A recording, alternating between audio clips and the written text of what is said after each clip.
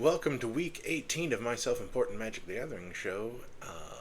It is Grixis week. That is the color combination of blue, black, and red. No updates from last week.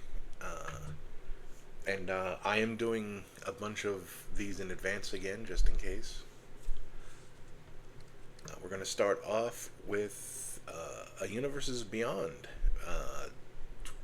Lord of the Rings with Sauron the Dark Lord, and as you can see, I front-loaded a lot of cards in this deck already, and we'll go over them before we continue on. So we have Sauron the Dark Lord, 3 blue, black, red for a 7/6 Avatar Horror. With a ward that may as well just be hexproof, because sacrifice a legendary artifact or legendary creature. That's probably a little bit easier in the Lord of the Rings contained set, because you could sacrifice a ring bearer.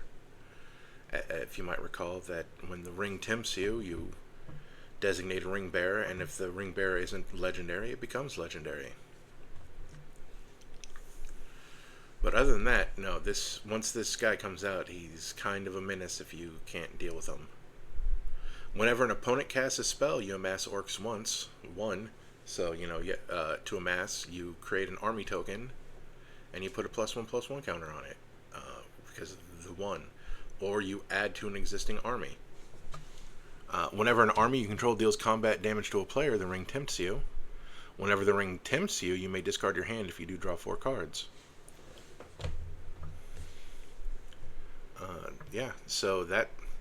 So he kind of wants our opponent. We want our opponent to cast spells just to amass this army. Though you can only have one army at a time. And then we want to attack with our army, and for our army to get through. Just to kind of go through our deck if we don't like the cards in our hand. Or if you're me and you cast all the cards in your hand and you don't have a good draw, this draws you 4 cards with no downside. And then we have the 9 Nazgul. You can have a deck can have up to 5 cards named Nazgul, and there's 9 different arts. So we made sure to do that. As for what the Nazgul actually do, they are 2 and a black for a 1/2 Wraith Knight with Death Touch. When Nazgul enters the battlefield, the ring tempts you, so that's some more ring temptiness for us. Whenever the ring tempts you, put a +1/+1 counter on each Wraith you control. And then the thing I said about 9. And then we have Sauron's Ransom, which you might remember from last week, because I put it in my Toymaker deck. It's 1 blue-black for choose an opponent. They look at the top 4 cards of your library and separate into a face-down pile and a face-up pile. You put one in your hand and the other in the graveyard, and then the ring tempts you. You might notice that I preloaded this deck with things with Sauron's name on it, and wraiths.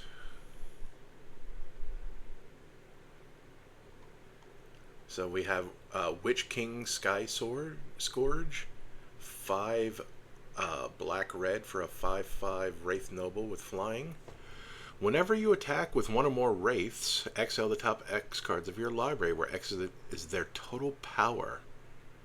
You may play those cards this turn, and then it has Undying. If it dies, if it has no +1/+1 counters on it, it returns to the battlefield under its owner's control with a +1/+1 counter on it. As you might know, I don't like milling myself, and that's potentially milling yourself a lot, so he's in the deck, but I don't like him. But people better than me at this game probably be like, dang, that really, like, you attack, leaving all your mana up, and then hopefully you can play some good cards from the top of your, from that pile. Or you mill yourself out and die. Either way.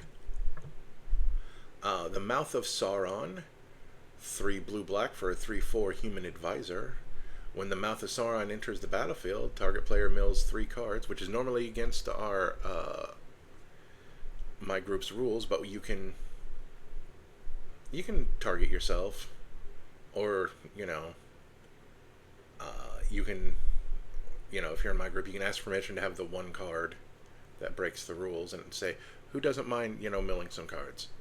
And then you amass Orcs X, where X is the number of instant sorcery cards in that player's graveyard. Over here in the maybe board, we have Saruman, the White Hand. I don't know if he's going to go into this deck by the time we're done with it, but we kind of just wanted to mention him. He's a 1 blue, black, red for a 2/5 Avatar Wizard. Whenever you cast a non-creature spell, amass Orcs X, where X is that spell's mana value. Goblins and Orcs you control have Ward 2. So that, and our army is an Orc army, for the record. They're zombie armies, of course. And you can have a zombie Orc army. Theft is normally against our rules, but again, for the purpose of this deck, we're breaking our own rules just for flavor. And then we ask for forgiveness or permission later. 3 black red for a 4/4 Avatar Horror again, because that's just what Sauron is. When Sauron the Lidless Eye enters the battlefield, gain control of target creature an opponent controls until end of turn. Well, at least it's a temporary treason effect, so if we're nice, we'll give it back to them. Untap it, it gains haste until end of turn, and then you can pay 1 black and red for creatures you control, get +2/+0 until end of turn, and then each opponent loses 2 life. That's kind of worth it just for the each opponent loses 2 life. The Witch King of Angmar, 3 black black for a 5/3 flying. Whenever 1 or more creatures deal combat damage to you, each opponent sacrifices a creature that dealt combat damage to you this turn. The ring tempts you. That's neat. I mean, they get to choose, but it's like, oh, if you want to attack, you should attack with something that you don't mind losing. And then you can discard a card. I already have like 3 cards I wouldn't mind discarding. And the Witch King of Angmar gains indestructible until end of turn. Tap it. Then we have the Ring Wraiths. 4 black black for a 5/5 Wraith Knight. This was a Wraith Noble, if I forgot to say. When Ring Wraiths enter the battlefield, target creature an opponent controls gets -3/-3 until end of turn. If that creature is legendary, its controller loses 3 life. That's pretty sweet. When the ring tempts you, you can return Ring Wraiths from your graveyard to your hand. Oh, it's not even a may, you just do. So that's cool. Then we have another Witch King, Bringer of Ruin. So that's, what, 3 Witch Kings in this deck? Yep. 4 if the Lord of the Nazgul over there is one as well. 4 black black for a 5/3 flying. Whenever Witch King, Bringer of Ruin attacks, defending player sacrifices a creature with the least power among creatures they control. Not the best effect unless, like, you're trying to get rid of a mana dork, or like there's some small creatures with annoying effects that they wouldn't attack or block with. Ugh. So I guess that's good. Then we have Sauron, Lord of the Rings. He's the thing. 5 blue, black, red for a 9/9 Avatar Horror. That's why he's not the commander. When you cast this spell, amass Orcs 5, mill 5 cards, then return a creature card from your graveyard to the battlefield. It has trample. And whenever commander and opponent controls dies, the ring tempts you. That's pretty neat. Sauron the Necromancer, 3 black black for a 4/4 Avatar Horror with Menace. Whenever Sauron the Necromancer attacks, exile target creature card from your graveyard. Create a tapped and attacking token that's a copy of that card, except it's a 3/3 black wraith with Menace. At the beginning of the next end step, sacrifice that token unless Sauron is your ring bearer. This specific one, for the record, not any of the other ones. And finally, Lord of the Nazgul, 3 blue black for a 4/3 Wraith Noble with flying. Wraiths you control have protection from ring bearers, which is interesting. and probably will never be important. Whenever you cast an instant or sorcery spell, you create a 3/3 black wraith creature token with menace. Then, if you control 9 or more wraiths you control have base power and toughness 9/9 until end of turn.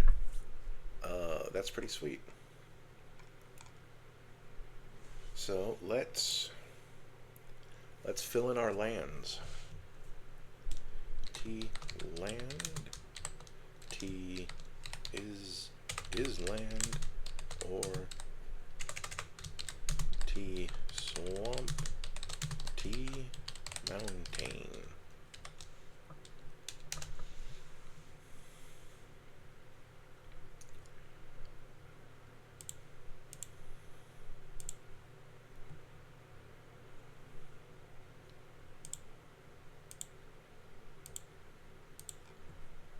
Usual suspects, you'll remember these.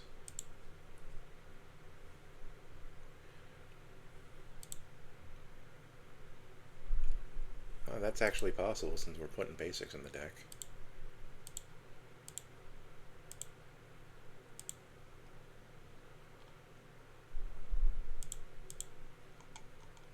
Before I forget.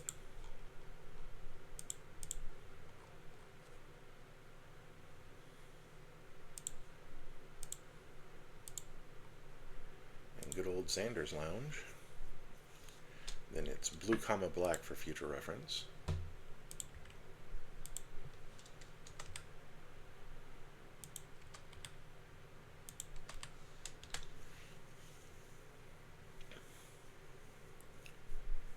Do we want the Arena of Glory? That's the one where the creature gains haste till end of turn. We're probably going to skip that.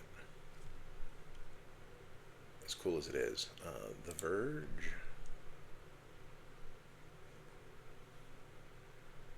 Unless you control. Unless you control number 2. Verge number 2. Reveal 1. Reveal 2.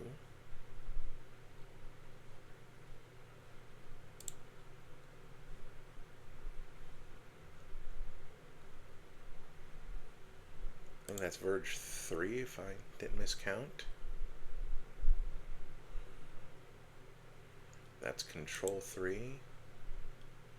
The 2 Tainteds.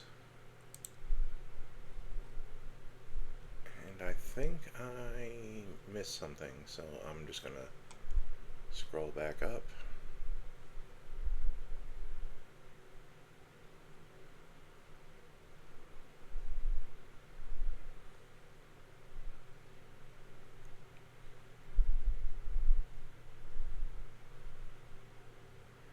Yeah, there's 2 reveals.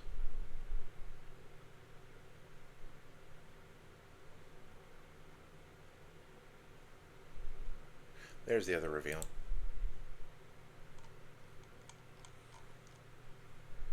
Close this. Oh, and that puts us at exactly 37 land. We are going to eat some time by going through the land.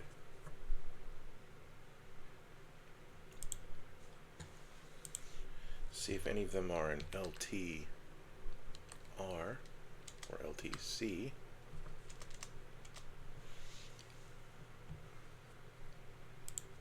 Otherwise, put the fanciest. This is going to be one of them fancy pants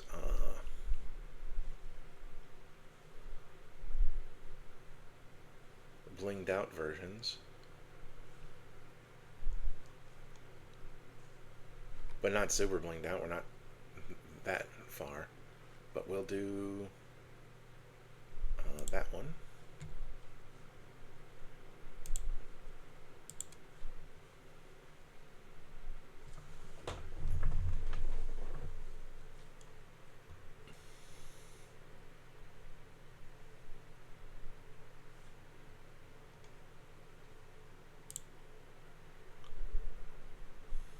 Kind of looks like Frodo's head, or one of the hobbits.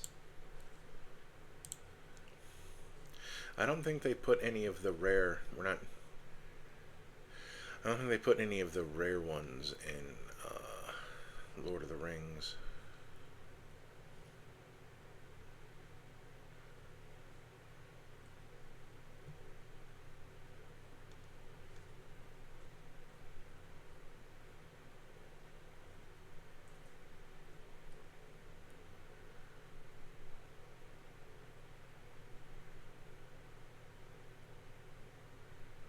Well, we're using that one because it's LTC.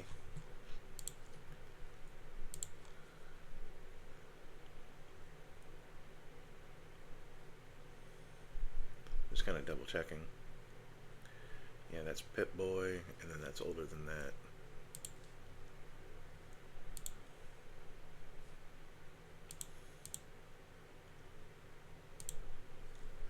Kind of just gotta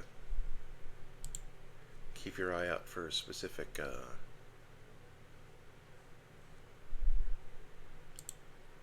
paint a little more just for the older version, just because we can.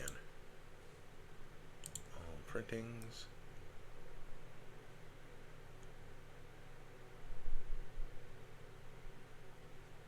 There it is. I'm like, just the name makes me feel like it should have been an LTC.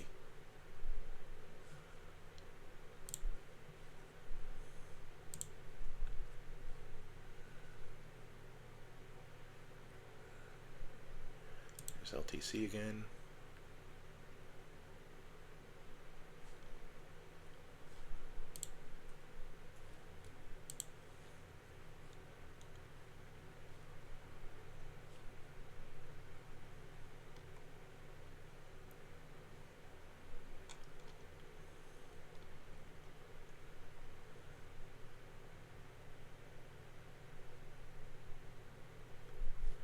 Don't like the way, lacking an LTC, we pick up Pip-Boy. Foreboding Ruins.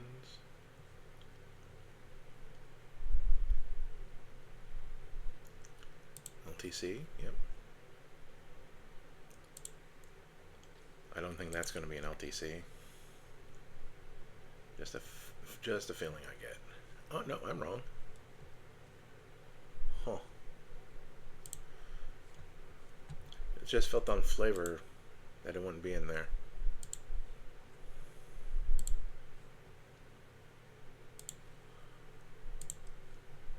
The Verges, we know. All printings. LTR.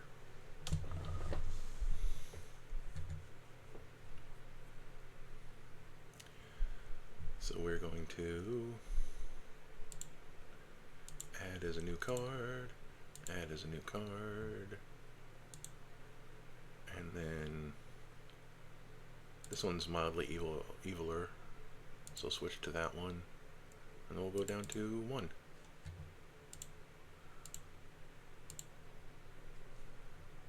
Molten Tributary, never got reprinted.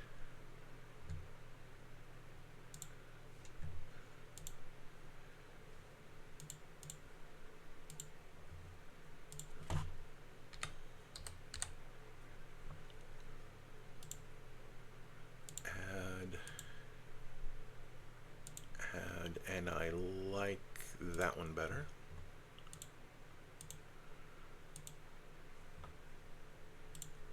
Raucous Theater. A Verge.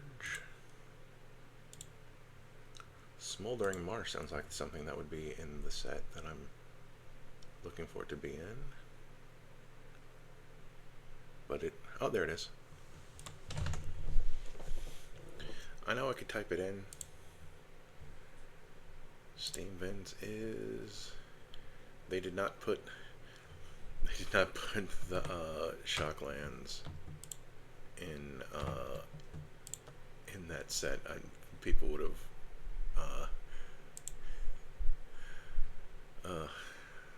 have noticed.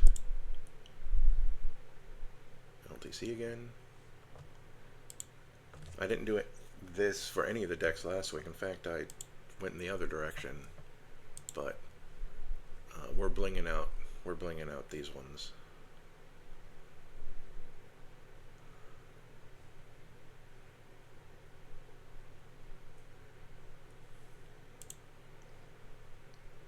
Sort of.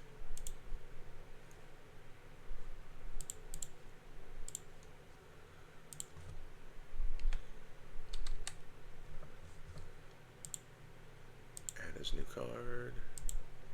Add his new card. And, man, does make me want to put in more basics, I tell you what, just to have one of each. But we're going to do... that one's slightly spookier.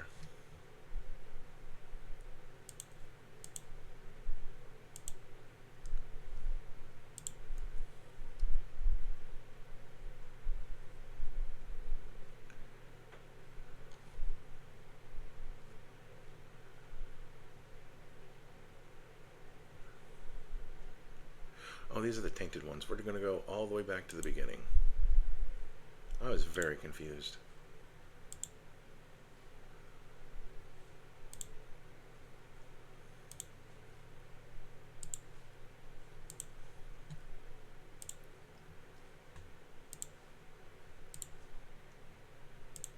Fjord.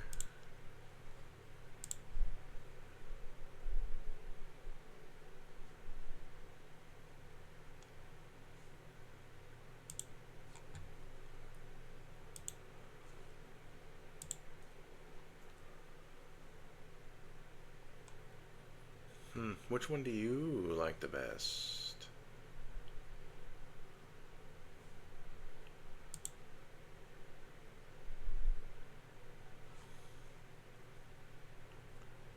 And then the mouth of Sauron is a person. Okay, there, so now we have our lands.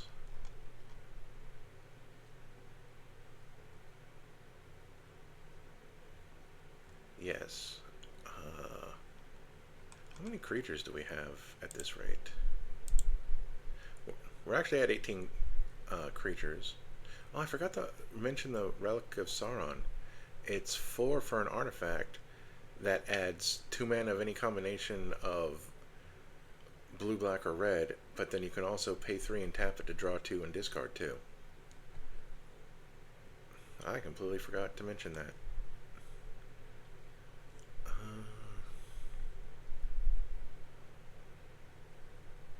So, Soul Ring. There's one card that's not going to go into this deck, and that's the One Ring. That's because it's a game changer. Although, actually, the one. We're gonna blink. Boy, these are all awful. So that's the serialized one that costs so much money. This is another reason why I wouldn't want to put it in it, because like it's just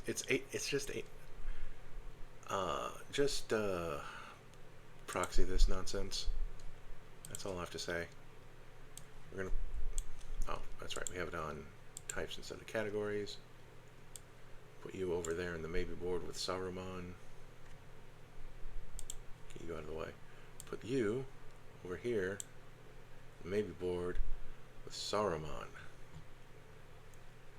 And then we're going to go back to types just because that's... And then all printings, LTC.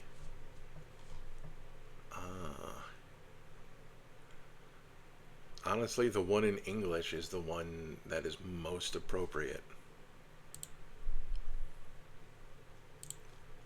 And then our ArcSig.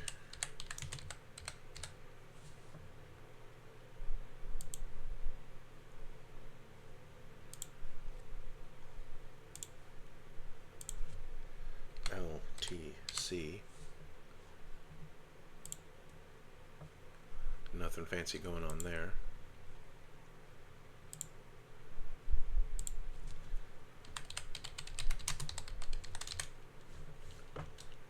We might put in a 38th land just for all printings. I like that you can edit this here. LTC. What is the LTC's command tower? Yeah, we'll do a 38th land just to have the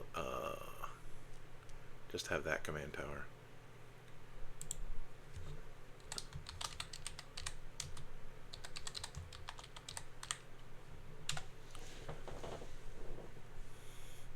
Like, we could have...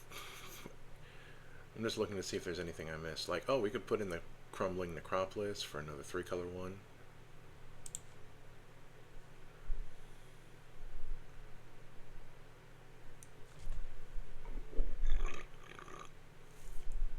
Paths of the Dead for Cavern of Souls to cast Wraiths, basically. See, now I'll probably take out the Tainted ones.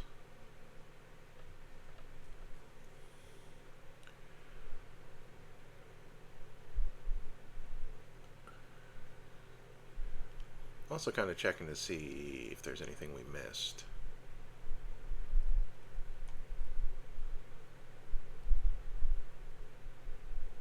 Path of Ancestry, except there's not that many cards that share our commander's color identity of Wraith or Horror.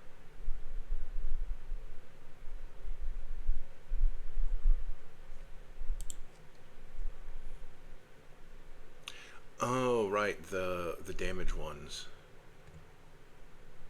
Yeah, we're not doing the damage ones.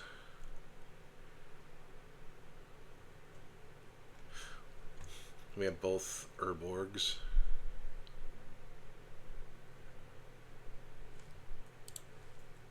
So close. We will go down here. Yeah, lands are at 40, and we will take out both of the Tainteds.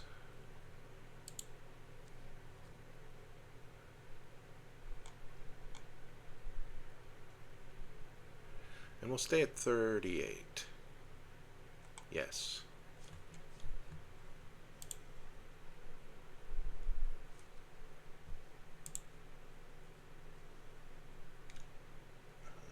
Going over here. Yes, 38 lands.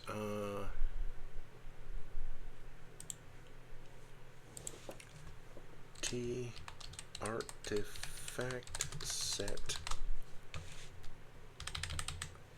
Yeah, we're just seeing how much we can do from the Lord of the Rings before we bring in outside stuff. That amuses me. And it also kind of allows you to argue for a to a lower number bracket. Set LTC or set LTR. Oh, there are way too many. Borrow Blade, Basalt Monolith, that's interesting. Crown of Gondor, Commander's Sphere. Oh, do we want the Palantir of Parthenac, whatever it is? That's a good question. Commander's Sphere is just not as good as Arcane Signet. Chromatic Lantern. It's funny that Bilbo's ring and the One Ring are the same ring, but just because where it is in the story, the powers are different. Grond the Gatebreaker. As long as it's your turn and you control an army, it's an this is a creature with trample. Thus you don't have to crew it.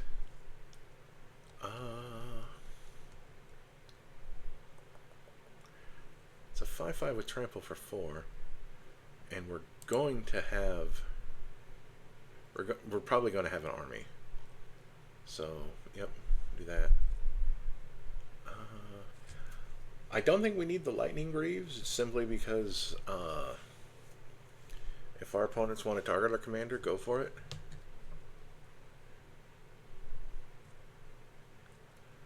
The Mind Stone, the Mithril Coat.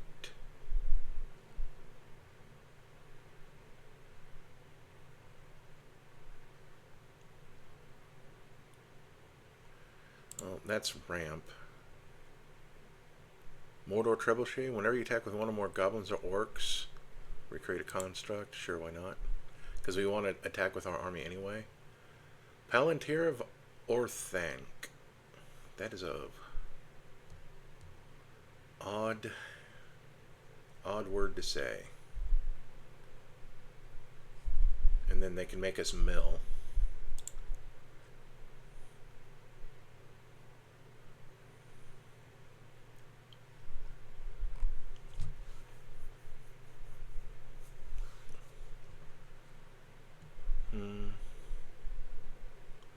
Oh, thought vessel.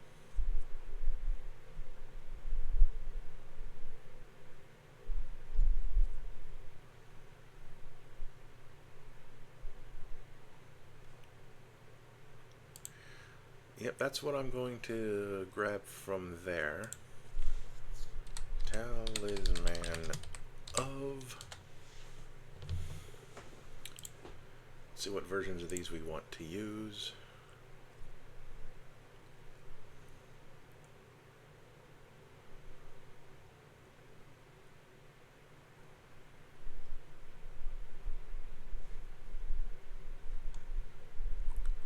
We'll go ahead and use that.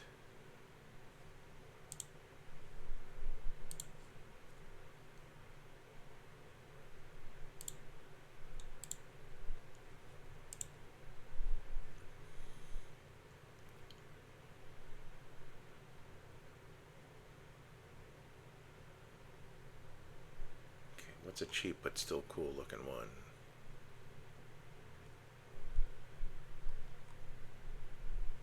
We'll go with the original, the OG. And then Indulgence. All printings.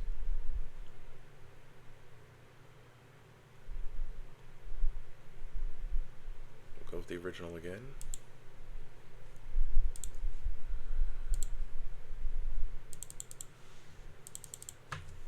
Signet. All printings. Yes, noted agent of the Dimir Sauron. We use that one.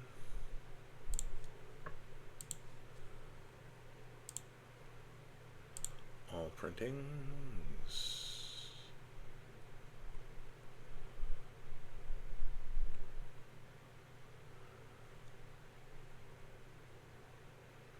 In doubt, we'll just use the original Guild Pact. And then Rakdos.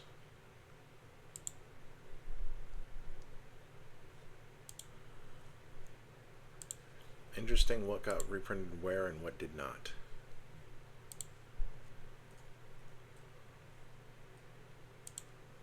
So now we go back to categories. How many ramp did that put me up to? 11 pieces of ramp. Because one of them is the Relic of Sauron, and that is a lot of mana compared to the other pieces of ramp, so that's fair. It's also card draw for what it's worth. Okay, so now we are on to our removal. So let's see what pieces of removal do we have with these colors?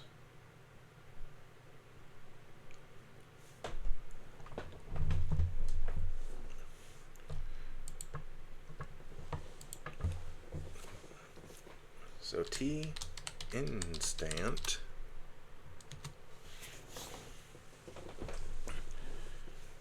Well, let's see what's in the set, of course.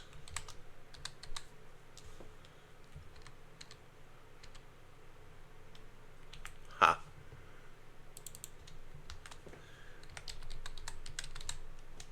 See what instance we got. We got Arcane Denial. We're not doing counter spells. Bitter Downfall. Cost 3 less if it targets a creature that was dealt damage to turn. Destroy creature. Okay, so basically it's either a bad removal spell in general or an improved You Are Already Dead / Mirrodin Avenged. We'll run it.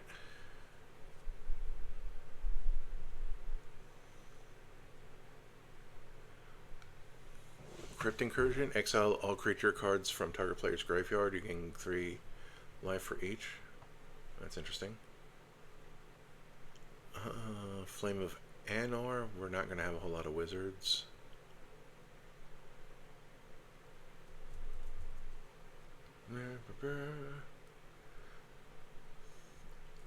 Isildur's Fateful Strike.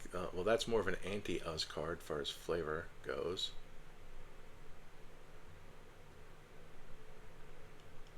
It is a funny card, though. Golem's Bite.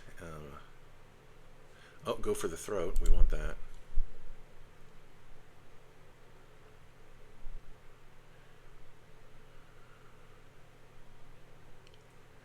Oh, Nasty End. As an additional cost to cast a spell, sacrifice a creature, draw 2 cards, or 3 cards if it was legendary. Which means we can sacrifice a Ring Bearer to draw 3 cards. Pardon me, just, you know, changing how I sit. That's not the removal we're looking for, but I like it. I mean, it's not removal at all, for what it's worth. Target creature gains stuff. Shelob's Ambush.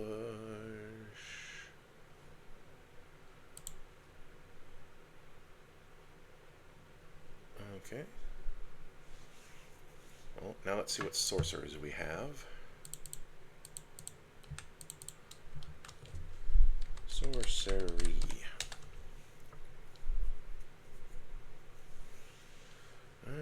Birthday Escape, Blasphemous Act, Boon to the Wishgiver, Decree of Pain. Geez, that costs a lot. Claim the Precious. It's bad because it's a sorcery. Diabolic Intent. Extract from Darkness.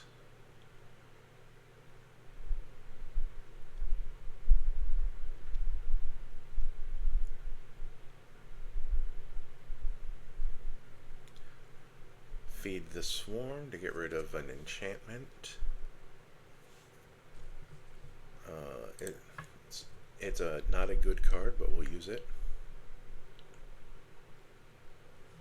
I mean, it's one of...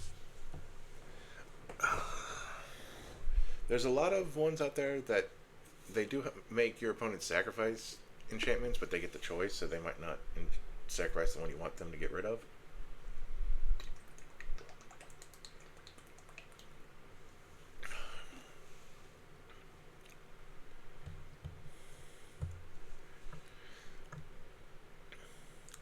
Does damage to creatures. Languish.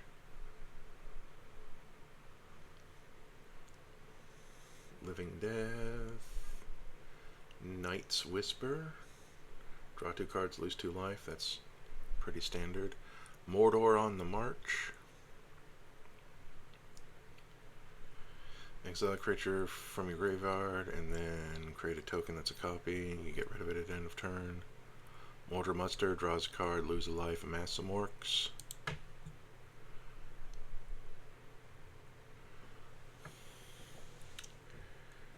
Raise the Palisades is interesting because we're mostly wraiths. Shadow the Enemy, Sam's Desperate, Ring Sight.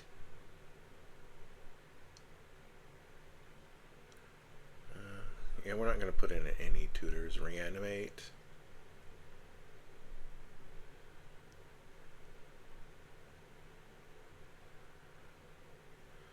Black Breath. Wake the Dragon.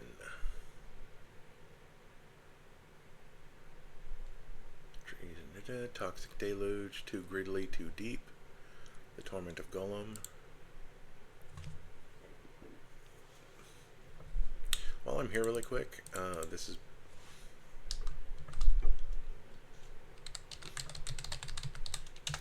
Let's see what enchantments.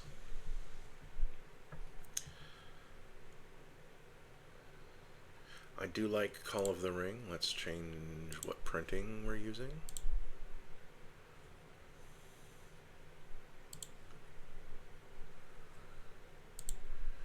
We're gonna want to gain life, but it's a pretty sweet card. In the darkness bind them, we create some wraiths for 3 turns. And then for each opponent can gain control up to 1 target creature that player controls until end of turn. Untap, they gain haste, and then the ring tempts you. Sure, it's on flavor. Again, we're already breaking some of our own rules. 1 ring to rule them all. The ring tempts you, then each player mills cards equal to your ring bearer's power. Destroy all non-legendary creatures. Each opponent loses 1 life for each creature in their graveyard. I don't want to do that.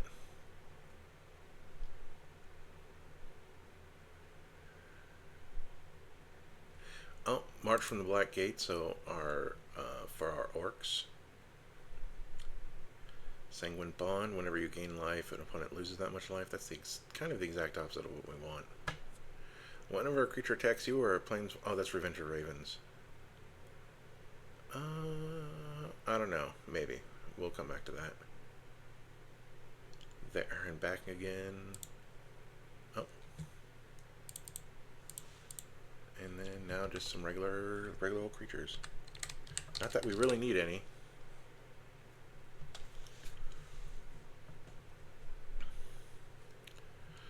But let's see, we got the Abyssal Prosecutor. You can't win and your opponents can't lose. I don't need that.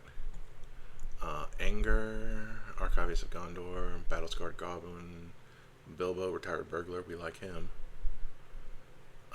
Sirenth, Ungol Patrol. Sacrifice another creature, draw a card, create a food. I don't think we have a whole lot of creatures we want to sacrifice, though, even though I put that other card in here. Amass Orcs 2 on this 1/1 for 3 with flying. Issuing Vanguard, when it dies, you amass Orcs.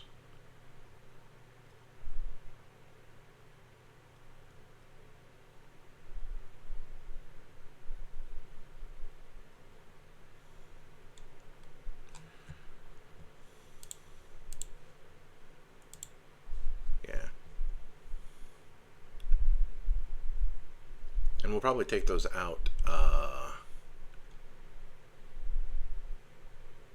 for other stuff, because we're going to look at how many creatures we have.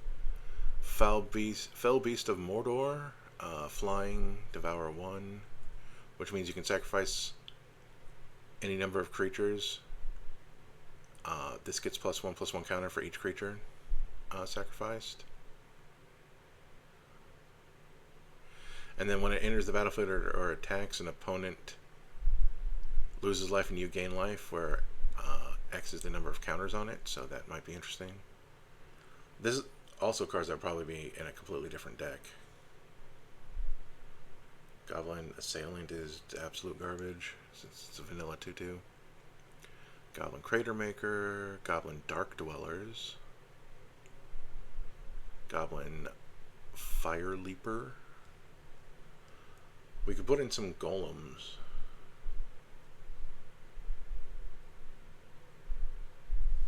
But we're not. Gorebag of Minas Morgul. Whenever Goblin or Orc control deals combat damage to a player, you may sacrifice it. You know what? I'm going to undo all of this creature grabbing that I did. And I'm going to look at the number of creatures I have. Category. Type. Oh, we're at 19. Okay, so I do kind of want some creatures. So let's go back in here. Our deck is mostly black, isn't it? By a long shot. By a wide margin. Okay.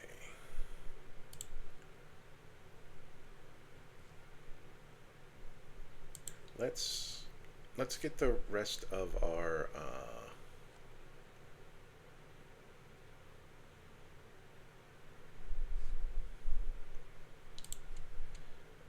let me check my printings. Yep, thought so.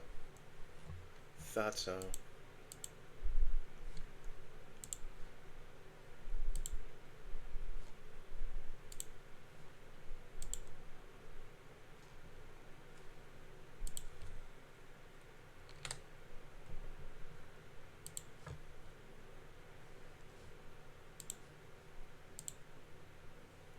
look at that. They did do a specialer printing of that.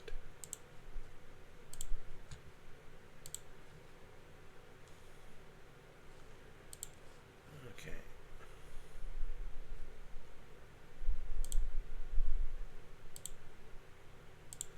I doubt this got a specialer printing. No, if Go for the Throat didn't, Feed for the Swarm wasn't either. Nothing hiding down there, right? Okay, good.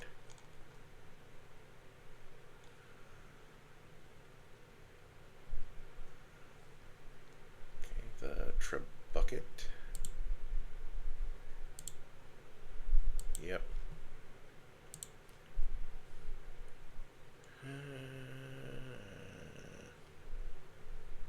Grond the Gatebreaker. Yep, thought so. And I believe that's completely caught up with everything.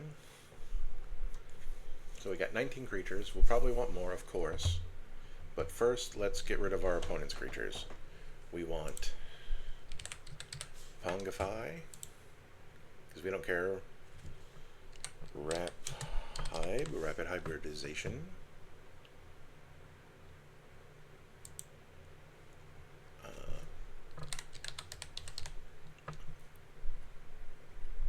Reality Shift.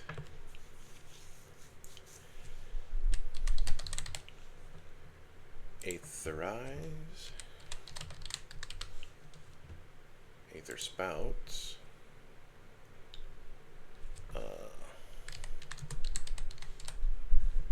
Psych Rift is not going in the deck, but it's going over. Oh, right. Categories. Go away. I don't need you reminding me anymore. Where's my removal pile?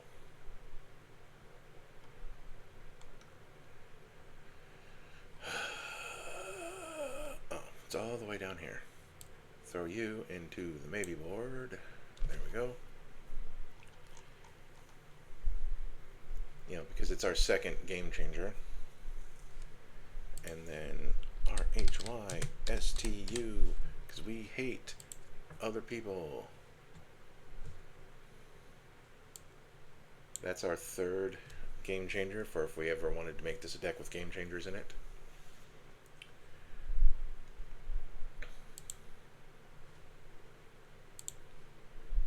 Down was printed in Lord of the Rings. So let's just find. Oh, I love. Oh, this is an expensive card. I do like the. That's Wilds of Eldraine version of the fairy tales. And then Cyclonic Rift. Not that many printings of this. I do love the classic frame, though.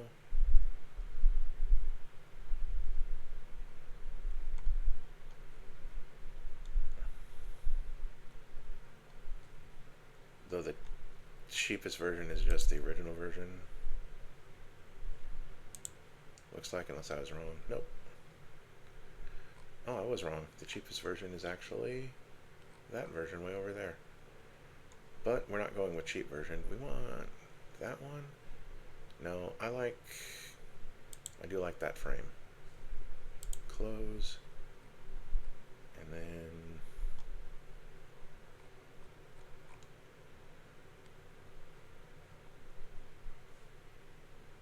get these before we forget, of course. All printings.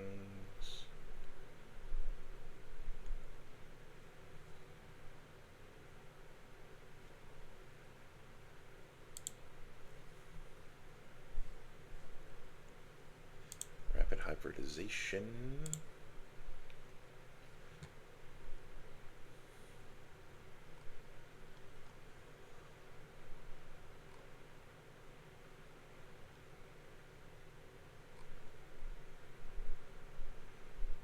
You know, it turns into a lizard, and this shows a lizard, so that's the one we're going with.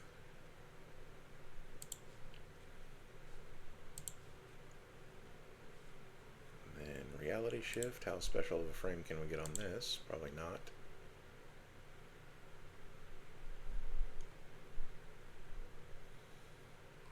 I didn't know this card was this old.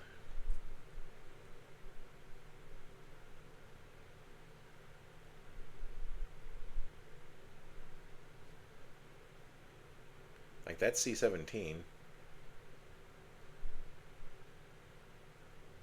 I don't know what set Ugin is.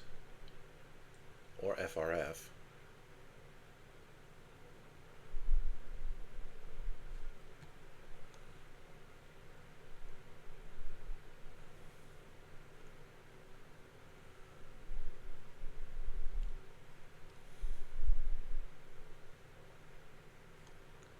We'll stick with the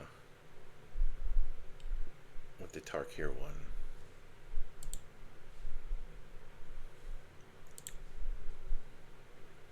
Ether Eyes.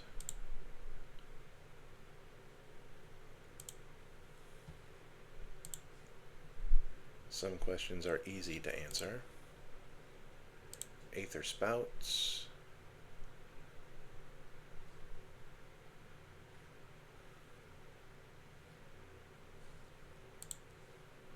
Not reprinted very often, tell you that much.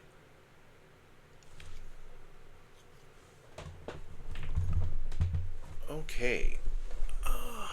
Sorry, just reorienting my sitting again. This is at least getting more blue in my deck.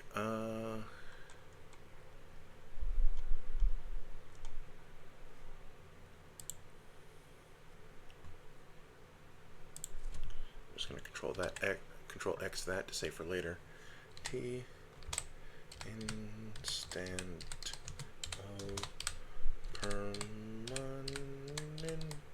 order CMC.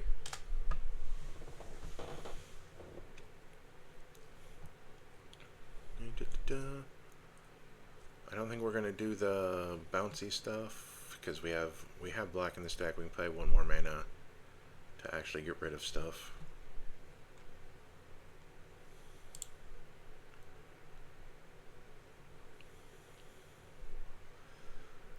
But there are some silly cards that I want to put in here because they personally amuse me, so they're going into the deck.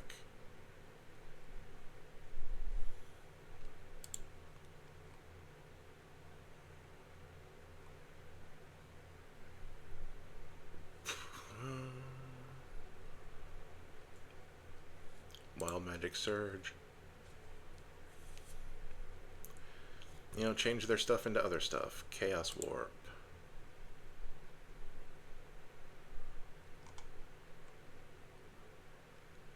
Hold on. I forgot to do this while we're here. Oh, well. Womp womp. That only has the one version because it's for reasons. All printings. We're doing that printing.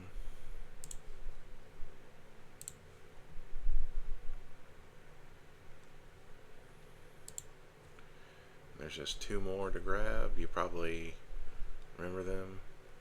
Guff rewrites history. We can call him Tolkien's editor.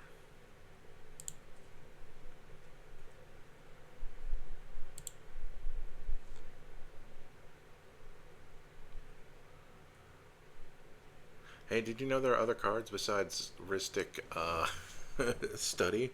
Here we have Rhystic Lightning. It's absolute garbage. Rhystic Lightning deals 4 damage to target creature or player unless that creature's controller or that player pays 2. If they do, it does 2 damage instead. And then now Transforming Flourish, which I think is brand new for Tarkir, so we're not going to have many options. There we go.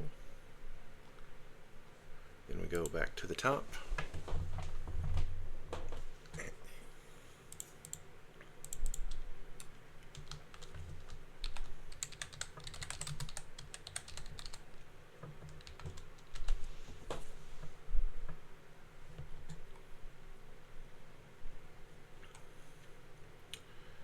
We don't need these cheap ones. Except for the 2 that we already grabbed, of course. We're going to do cast down to destroy target non-legendary.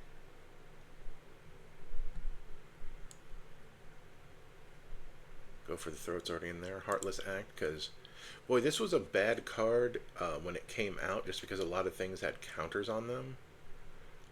Like, +1/+1 counters were so big at the time. Or flying counters and trample counters. But after all that died down, you only had to worry about this against your Selesnya players, really. Infernal Grasp.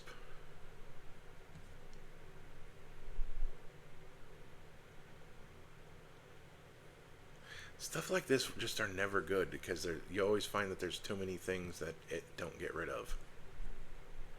It's so weird. Terminate. I know I'm forgetting to do the thing again, but I'll fix it on the other side.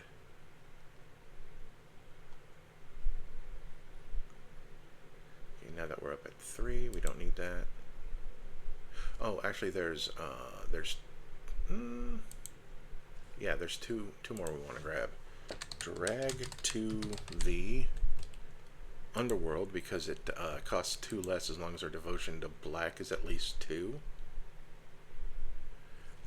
And then Baleful Mastery. For the price of letting our opponents draw a card, we can exile something.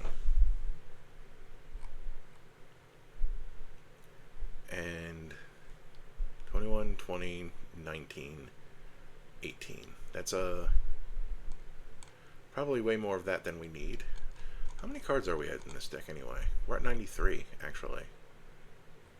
So we're just kind of removal jerks. We're going to start here just because that's the easiest one to click on. Did that, we did that. All printings of cast down.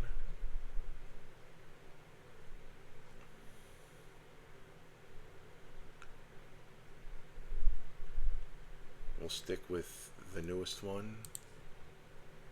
Feed the Swarm, we already did that. Go for the Throat, already did that. Heartless Act. We'll do this one. Infernal Grasp. We'll do this one. Reality Shift we did. Terminate we have not done. Ooh. That's the Assassin's Creed one.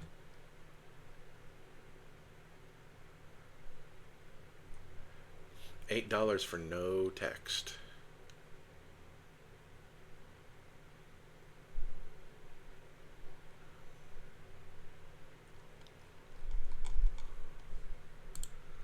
Let's go by price really quick.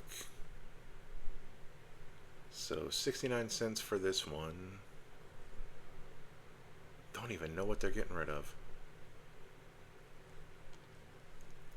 And then edition date. If we do this and then we just go all the way to the bottom, we find the oldest one, and that's the one we're going to go with.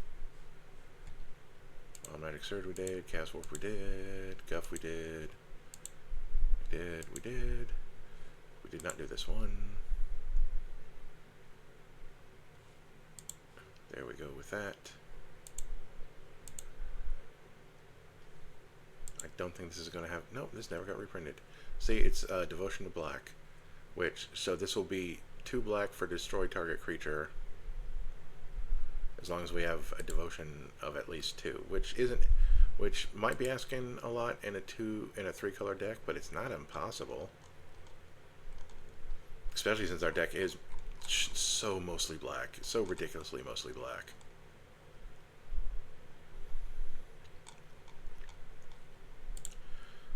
Then we go back to categories, and then we go to type. Still have 19 creatures.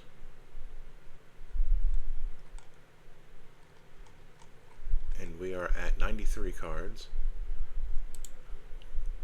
Let's see what EDH Rec has to say. What kind of artifacts does it want us to put in this deck?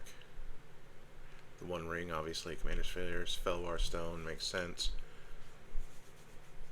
Inherited Envelope, Lightning Greaves, Chromatic Lantern, 1 Power Stone, the Ozolith. That makes sense because of all the wraiths that are in the deck. Stretching, don't mind me.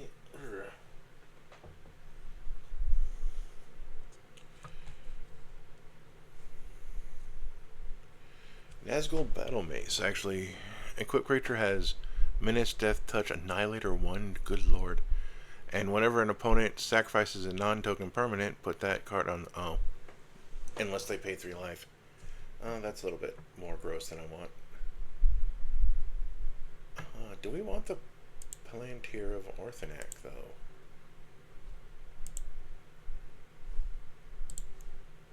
Something to think about. What other creatures does it think we want? Sauron. Oh, the Odor-Kai Captain. What do you do? If one or more +1 counters will be put onto an army goblin or control. Oh, we get additional counters on our army. That makes sense since our commander theoretically makes armies. So that gives us 20. Orcish Bowmaster is a game changer now, which is interesting. I wonder if that'll come off later. Orcish Siege Master. Other orcs and goblins you control have trample. I like that.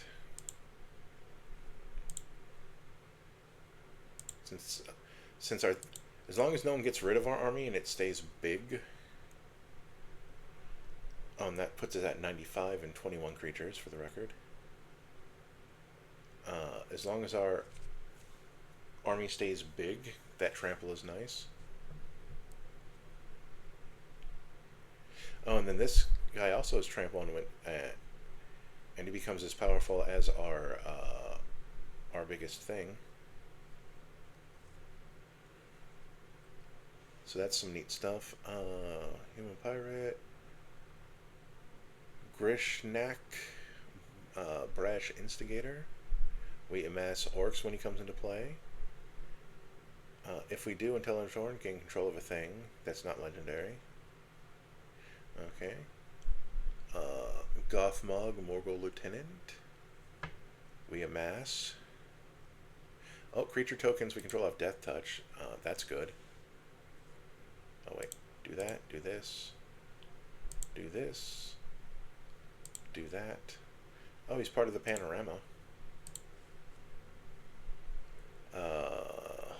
Moria Scavenger, Death Touch Haste, discard draw. If you discarded a creature, you amass orcs.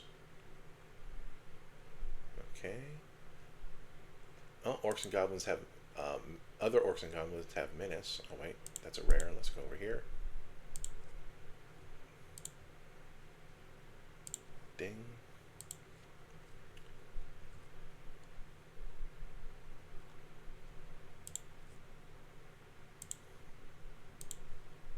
I don't know if that's gonna go in the deck.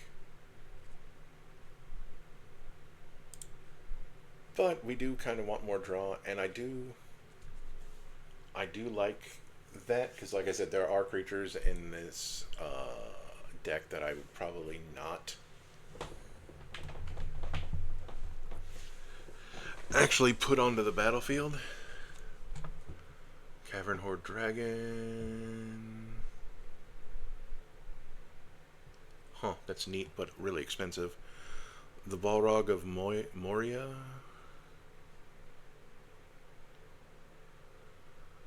Huh. Huh. That's interesting. Oh, Saruman's Footman didn't make it into this deck. He can't be blocked. When he deals combat damage to a player... Oh, that's right, you steal stuff from the top of their deck. Yeah, that was a step too far. But I think I can...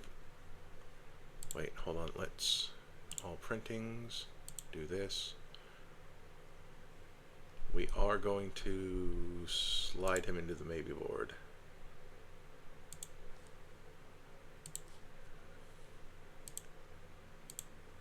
There. Treasure Nabber, Archfiend of Ifnir.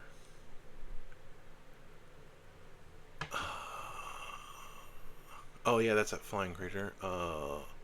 Ugluck of the White Hand. Whenever another creature you control dies. Oh, well, that's neat. And then if it was an orc or goblin, he gets 2 instead. What are we at? We're at 98. And we're at 24 creatures. I really want ways to getting stuff out of my graveyard, if I'm being honest. Even though I, like, passed up some stuff that did that.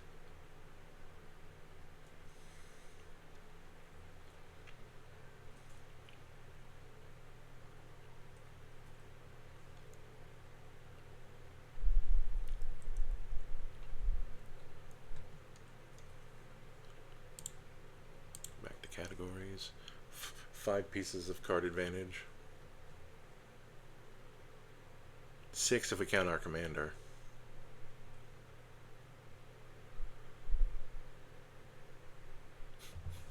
I like how it's just artifact.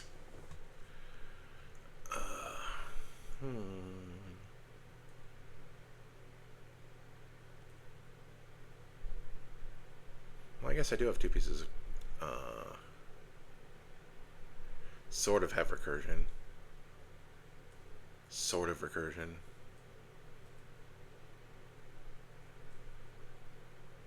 Though Sauron needs to be the ring bearer for that to matter. What did I say? 98? I do like the way this deck is putting itself together. And staying like on theme of mostly stuff from Lord of the Rings. But like grabbing stuff outside of Lord of the Rings to make it better. How many pieces? Like at least like I'm at 11 pieces of ramp, but like 6 of them are from outside the thing.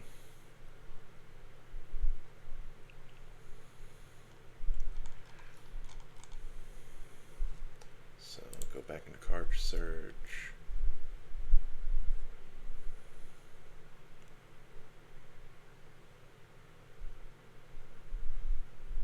Come back to this because I'm pretty happy with the number of creatures I have. Let's go to enchantments. 1 ring to rule them all. Not a fan of it. Dreadhorde Invasion to go with the other one. You know what? Yes. To modify our armies to also be undead.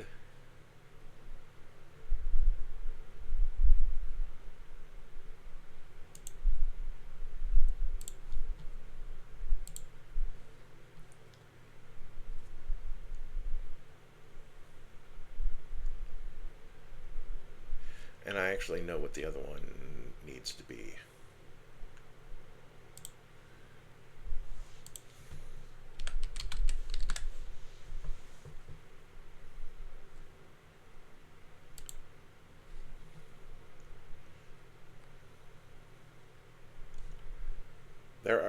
There are other things,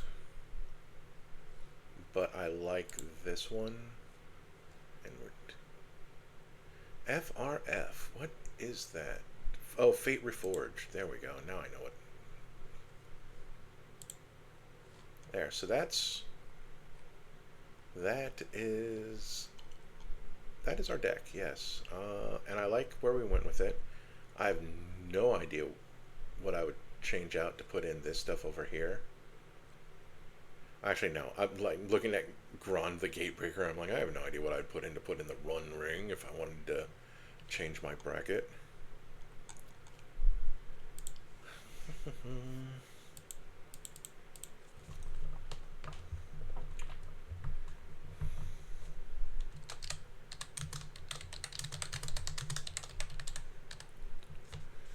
That's just what we're going to call it, and we're going to unlist it. This is mostly a Lord of the Ring themed deck with cards from outside the set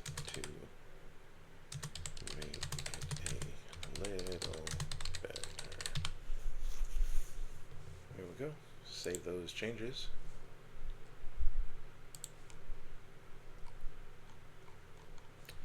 And we have plenty of time, so we're going to go on to a second deck. And what's funny is that this is the 32 deck challenge, but I'm going to build way more than 32 decks by the end of this, just because of wanting these episodes to be a certain length and the speed at which I finish a deck. So we have a second deck. This one, ooh, do I want to do this one next? I want to do the one I marked third next.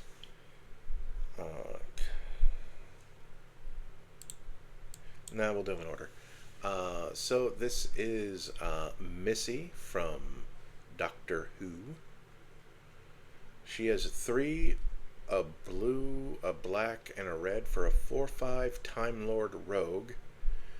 When another non-artifact creature dies, return it to the battlefield under your control face down and tapped. It is a 2/2 Cyberman artifact creature. So that's some just nice removal in our command zone. Well, like extra removal. You know, it's like, oh, if it dies, you ain't getting it back until you get rid of this. At the beginning of your end step, each opponent faces a villainous choice. Each artifact creature you control deals 1 damage to that opponent, or you draw a card and chaos ensues. Chaos ensues is time travel nonsense. No, it's planeswalking nonsense, which might not ever happen, which is probably why they also have the draw card on it.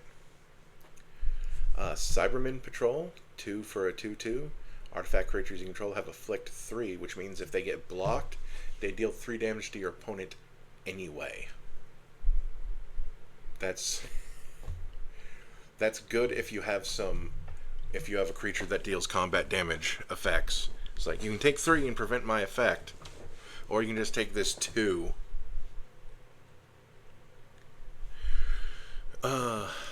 Body Thief for the Fast Master formed anew. That's the theme, is that all of the masters that got printed are in this deck, and also all the Cybermen that were from the set are in this deck. 1 in black for a 0/1 Body Thief. When you cast this spell, you may exile a creature you control and put a takeover counter on it. You may have the master formed anew enter the battlefield as a copy of a creature card in exile with a takeover counter.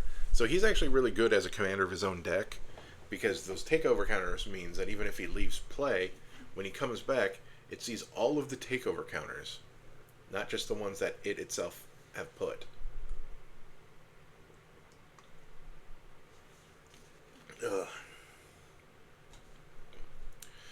Ashad, the Lone Cyberman, 1 blue, black, red for a 3/3 Cyberman. All of the masters, yeah, Missy is the master. Missy, short for mistress, for the record, if you didn't get the reference. All the masters are Time Lord Rogues, and then everything else is Cybermen. So far, the first non-legendary artifact spell you cast each turn has Casualty 2, which means you can copy the spell if you sacrifice a creature with at least power 2. Whenever you sacrifice another creature, you put a +1/+1 counter on Ashad, the Lone Cyberman. So he gets bigger. Then we have Wound Reflection, because it's the Master and the Missy preparing to stab each other in the back, because can't even trust themselves. At the beginning of each end step, each opponent loses life equal to the life they lost this turn. Then we have the Master Mesmerist. A big heavy metal fan, this one. 2 blue black for a 3/3. Tap. Target creature an opponent controls with power less than or equal to the master's power gains Skulk until end of turn, which means and goad it, which means it cannot be blocked by creatures with greater power. Whenever a creature with Skulk deals combat damage to one of your opponents, put a +1/+1 counter on the master and draw a card. So that's some nice card draw in there. Then we have Cybermet. It is basically a Cyberman, but it doesn't have the Cyberman subtype because it's just this little thing. It has Skulk. And whenever it attacks and isn't blocked, it gets plus X plus O on a turn, where X is the number of attacking artifact creatures. It's 2 for a 2/1. And then we have my land here. There's only 12. There's only 12 land here so far, because that's just the land, the good lands that were in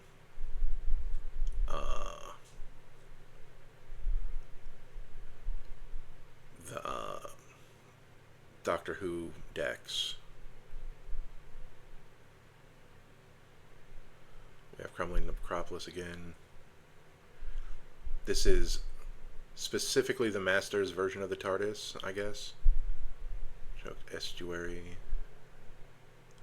We'll finish filling that up in a bit. Then we have the Lightning Greaves. We have Propaganda, which I'm actually surprised didn't make it into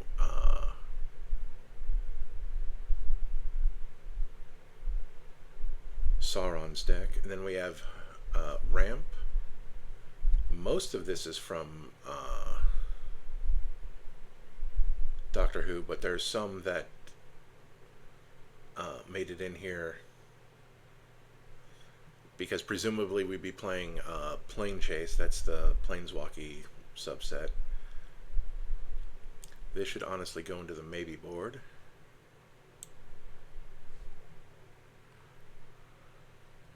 But it says, but it's 4 taps for 2. But if you roll 1 or more planar die, you can roll that many dice plus 1 and ignore 1. So you get an additional planar roll. Let's finish going through. Laser Screwdriver. That's the Master's version of the Sonic Screwdriver. So it's 3 mana, and it can tap for 1 mana of any color, or you can tap an artifact, or you can surveil one. That's where you look at the top card of your party, top card of your library, and either put it back or put it in your graveyard, or you can go to creature, because you're kind of jabbing them with the thing. Thought Vessel, no max man size, adds colorless. Talisman of Indulgence, Talisman of Dominance, Talisman of Creativity. The Mind Stone is a Cyberman's head, so that was fitting. Fractured Power Stone, it can roll the planar die. It'll stay in. Then we have Arcane Signet. The Wayfarer's Bauble, that's the cheap and messy time travel. But we are going to have some basics in this deck, so it'll be good. And then the Sol Ring from this set. The Master, Gallifrey's End. 2 black-red for a 4/3. Make them pay. Whenever a non-token artifact creature you control dies, you may exile it. If you do, choose an opponent with the most life among your opponents. That player faces a villainous choice. They lose 4 life, or you create a token that's a copy of that card. That's pretty neat.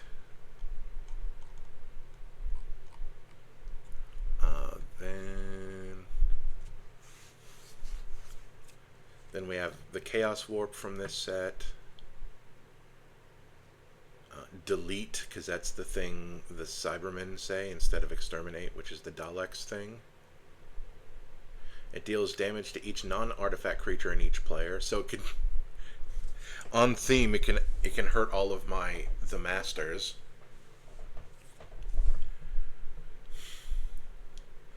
Cyber Conversion, turn target creature face down. It's a 2/2 Cyberman artifact, and there's no way to turn it face back up. It has to leave the battlefield.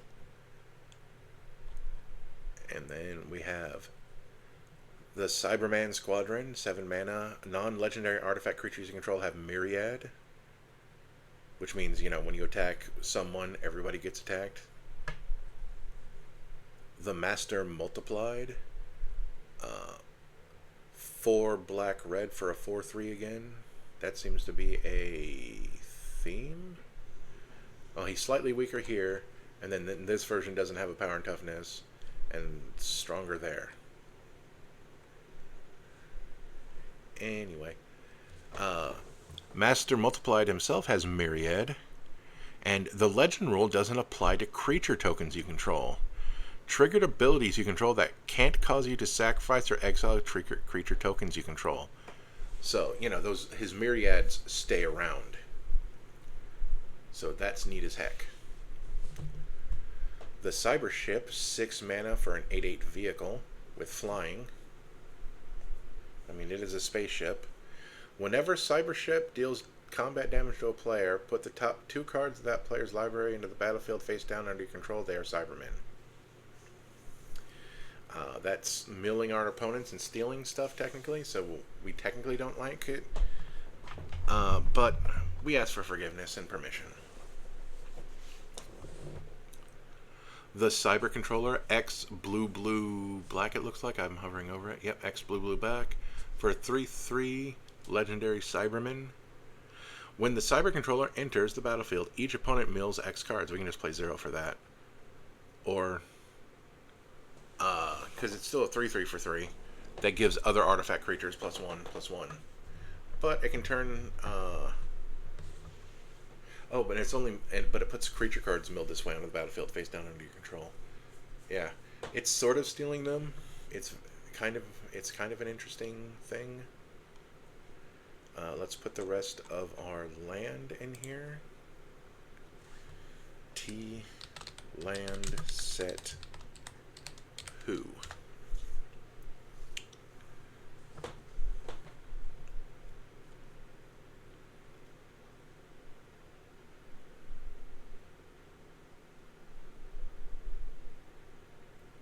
We could use the exotic orchard because we do have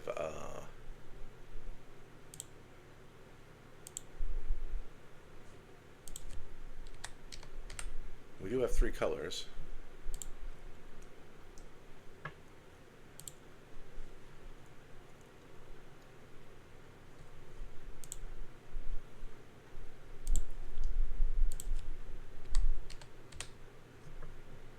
So we're going to go add that as new, switch to this, make that one the 2.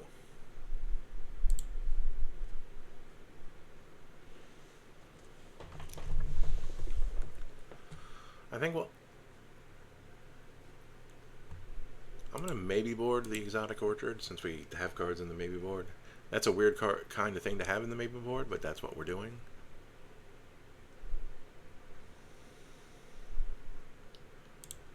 Go over here, go over here.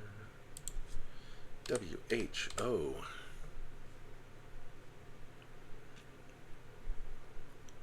And this one we'll add, and then this one is the one we will switch to.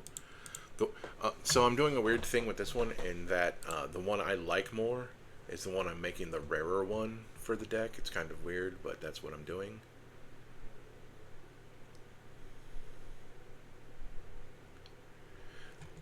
You know what? Since we plan on having basic lands, WHO.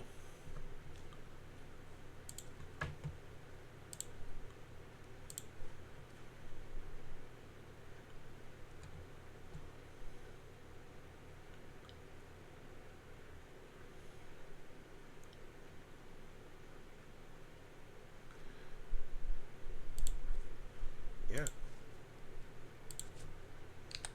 It's not impossible to have the basics, and there's only 2 of those because I believe that was only allied.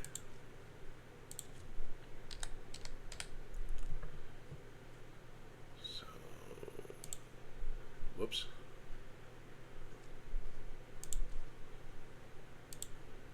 Add as new. That's the one that gets to be 2.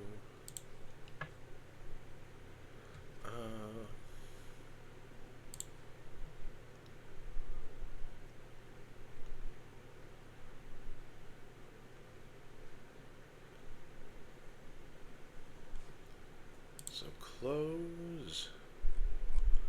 We're at 23, and I could put in those temples for the scrying, even though they come into play tapped. But for the next, what, 14 or so, I'm actually going to put in... I'm actually going to put in good lands. T is land, or T swamp, or T mountain.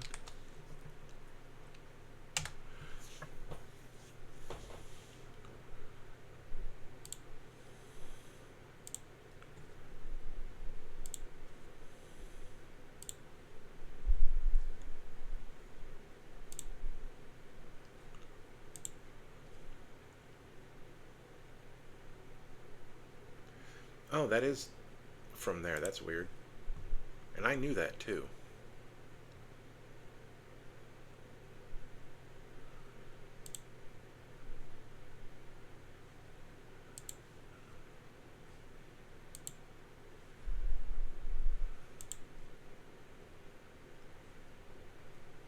Whoops, I did a weird thing. Card search. Bells. T, land. T is land, or T swamp, or T mountain.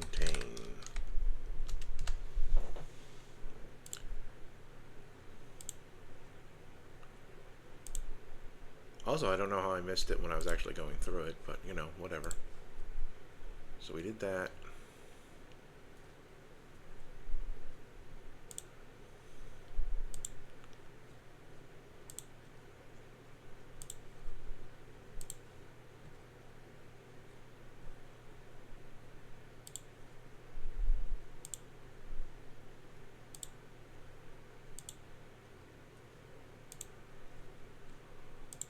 Ice tunnel.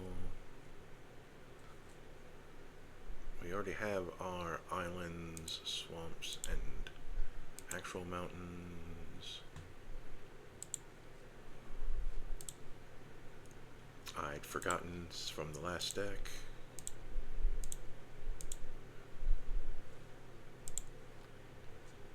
Gotta make the lands special. We already have that one in the deck.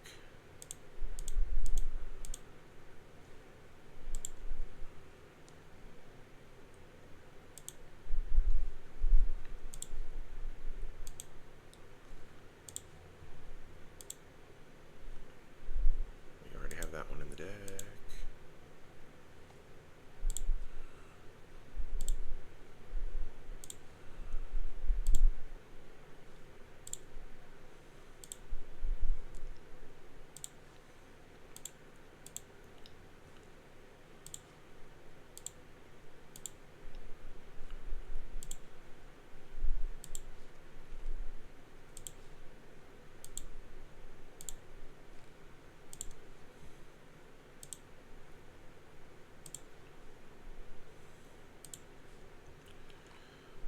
Okay, now we're just kind of double checking. Ding.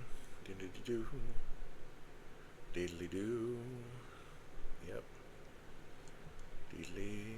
Diddly-meedly. And that puts us at how many lands? 35 lands. You know what that sounds like?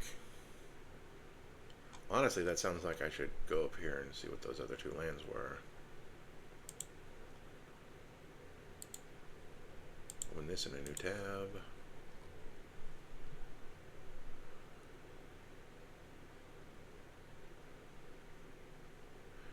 Oh, I put in Paths of the Dead.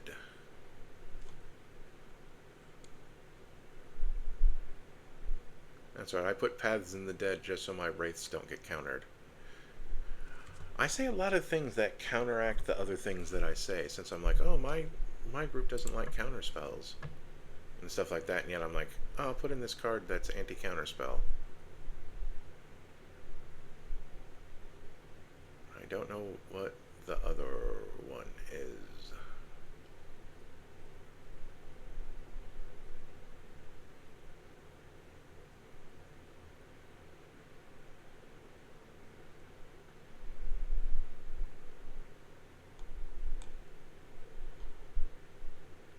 Oh no, I could probably take out these Paths of the Dead, but I do have a lot of Wraiths in this deck.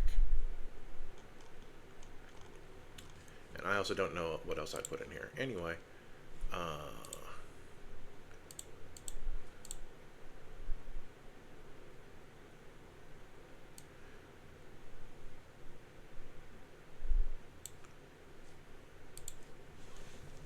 yeah, I could make those the two tainted ones.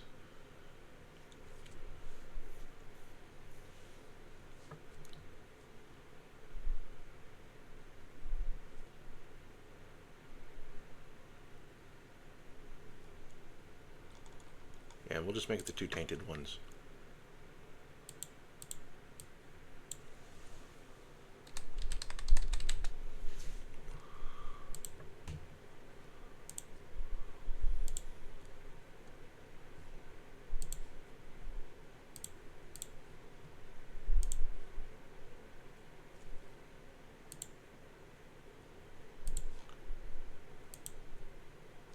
I don't know how I messed that up, but I did.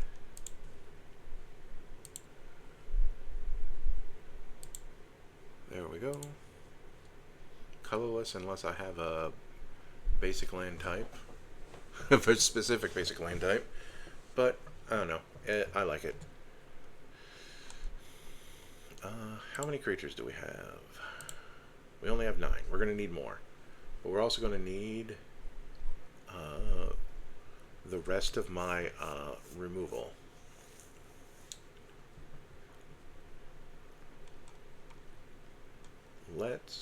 Let's do this again. Go away.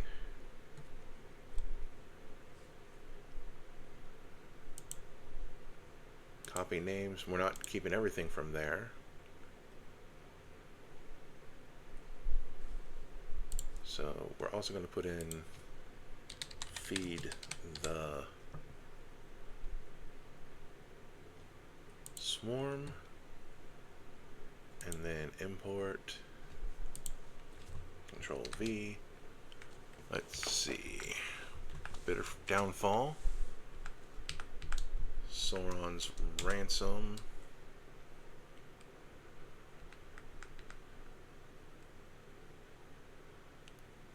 Probably Nasty End, but I gotta double check and look at it because I don't recognize the name.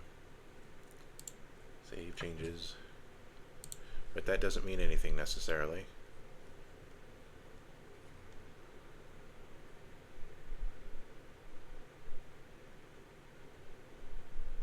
I'm in the wrong deck.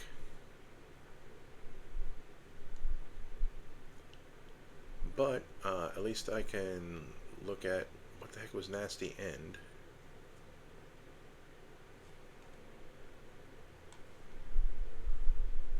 Oh, it was that one. That's a draw card.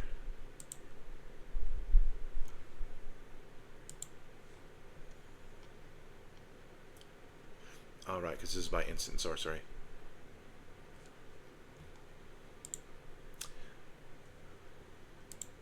Yes, I have a Dalek deck as well that we may or may not have time to go through. Import cards. Control V. We do not need the Bitter Downfall. We do not need Sauron's Ransom. We do not need Nasty End.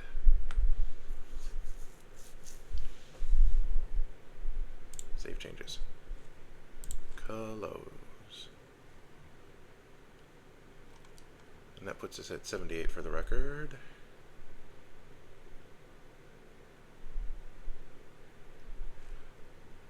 And let's prettyify my cards.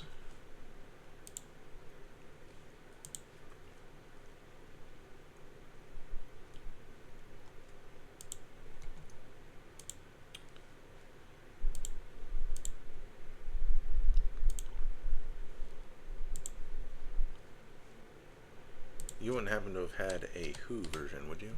Nope.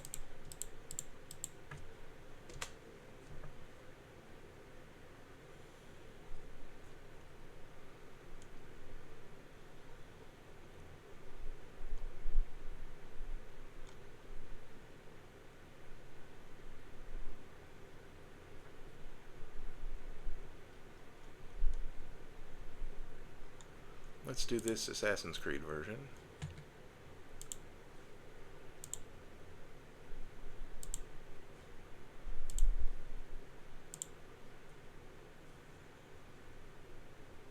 That's kind of the nice thing about our commander being universes behind, is that I don't.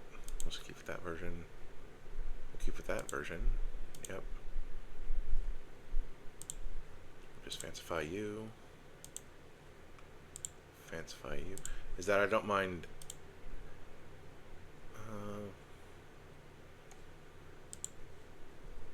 Is that people will less mind the universes beyond and modern looking stuff if you've already crossed that line. Thought so, but didn't remember. Yeah, that's fine. So that is all of that.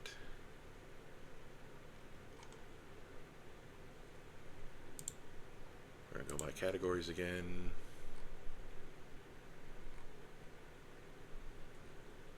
$17 pieces of removal, I'm good with that.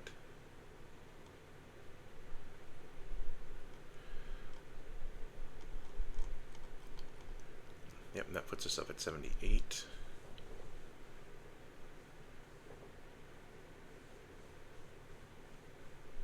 So we're going to want more artifact creatures, obviously. Oh, okay, I finished out my ramp. Although laser screwdriver isn't the best. Oh, we're going to put in all the signets. Let's finish Signet.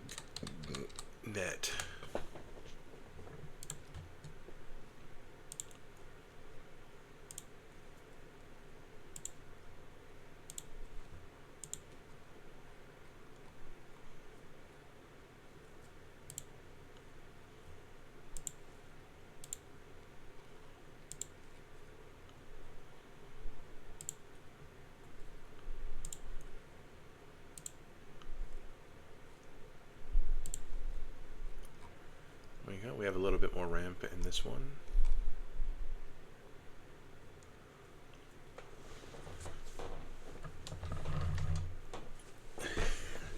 Adjusting how I'm sitting again.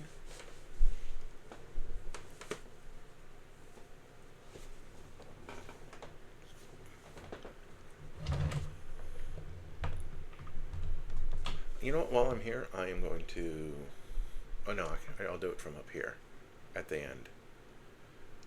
Let's see. So we want other artifact creatures.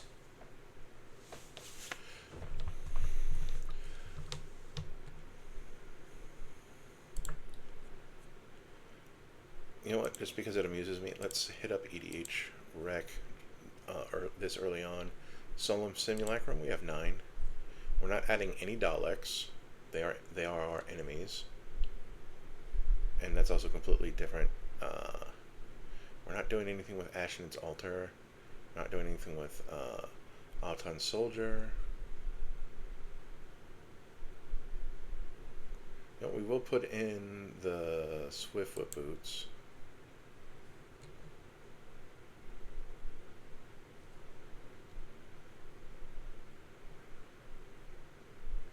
We're going to put in this Weeping Angel because it amuses me. So let's see, is that all? Yep. Hold on. While we're here, let's change the versions.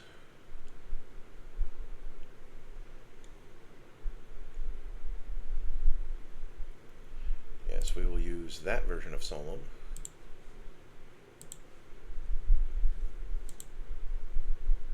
Although, was there a version of this that wasn't foil? Yes. Not foil.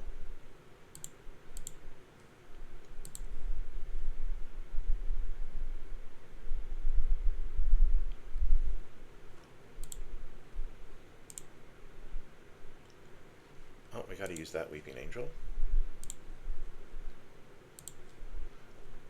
I don't know if Missy or the Master appeared on any Weeping Angel Doctor. Ooh, wow, that is a sweet That is a totally worth $6 version of the Swiftfoot boots.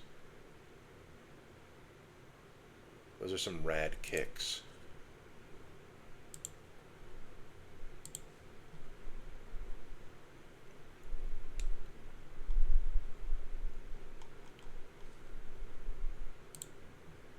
And what creatures do they think we want? Of course that. The Veil Yard I can understand because it says an opponent would face a villainous choice. They face that choice an additional time. And since our commander does additional villainous choices, we may as well just put it in here.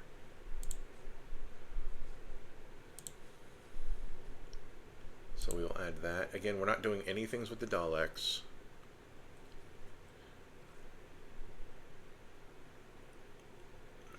Face down creatures get +1/+1.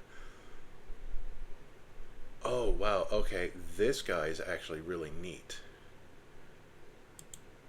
Wait, is that Oh, that's Ixidor.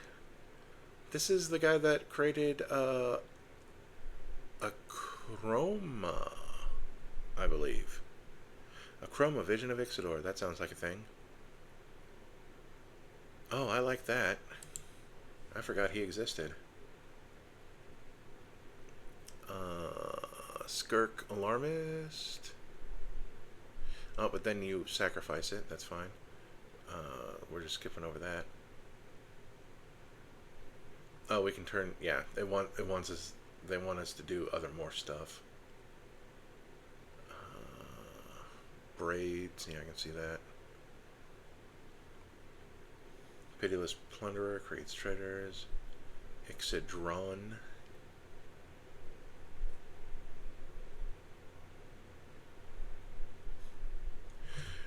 Ixidron is all kinds of messed up.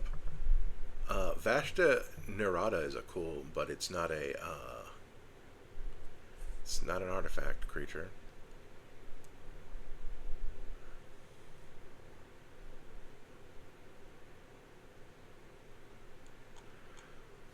Yeah, that is very interesting that it's not leaning, that they, other than the Daleks, they didn't want to lean into artifact creatures.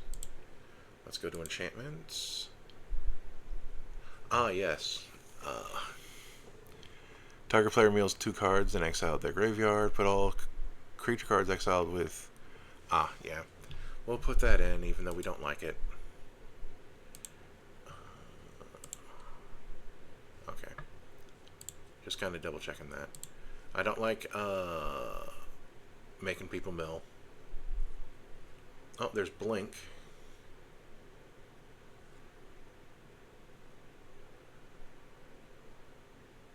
Oh, it does create an artifact creature, so we'll put in Blink.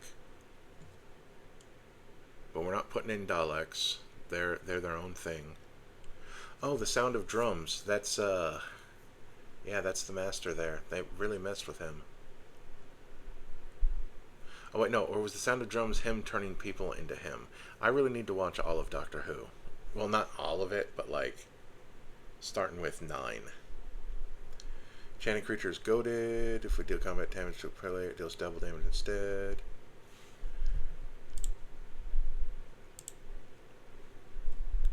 I mean, we'll put it into the deck as an on-theme card.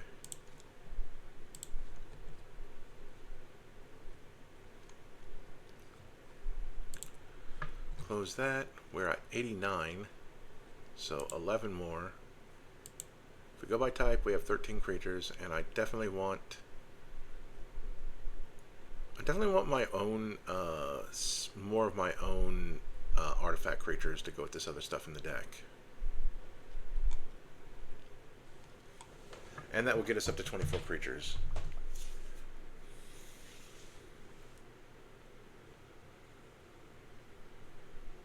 Okay, cool.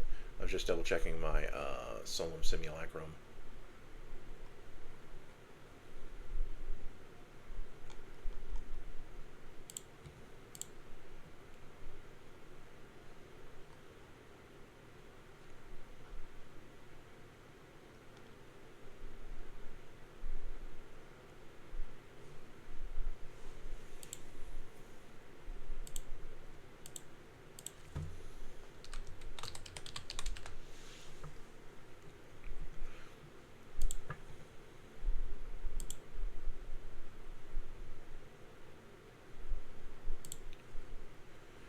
the beginning of your upkeep, you lose 2 life and exile the top card of your library. You may play that card for as long as it remains exiled. Each non-creature spell you cast from exile has Conspire.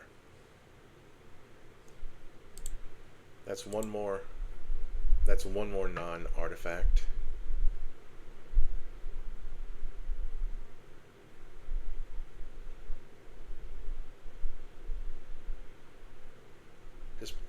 Just because I realized I wanted another another thing that draws card. Then we're gonna go Villainous for Villainous Choice.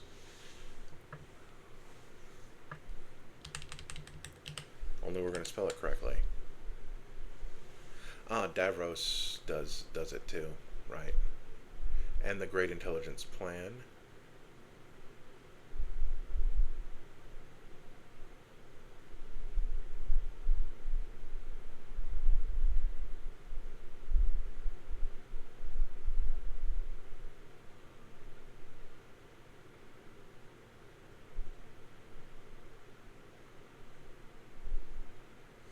Oh, this is how it ends.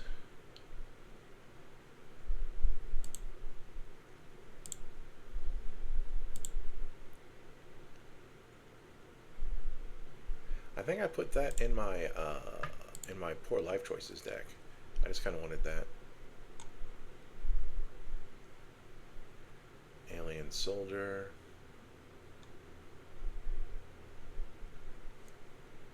So T artifact T creature.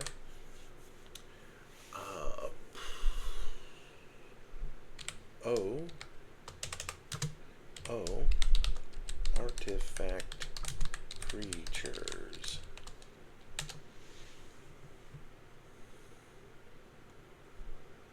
Artificer's Dragon.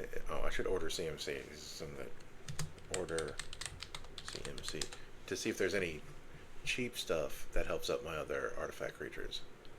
Other artifact creatures get +1/+1. Other artifact creatures.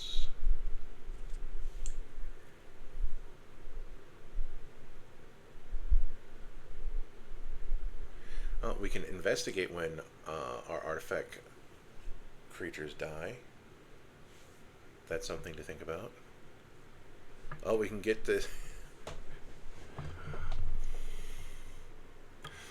There's some stuff from 40K that I'm sure Missy would love to get her hands on. Crypto Thrall. Oh, Cyberdrive Awakener. Other artifact creatures can allow flying. Ding.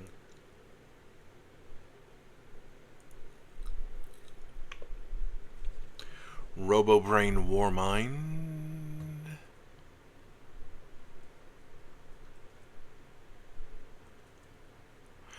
When it enters the battlefield, you get energy.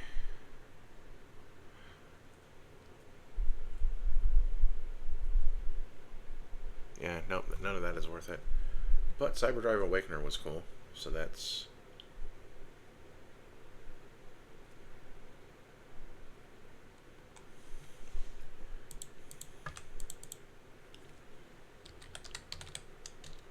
How about Artifact Spell? Artifact spells cost 1 less. Artifact spells won't cost 1 less. And they themselves are in fact artifacts. Artifact spells as flash. Artifact spells cost 1 less.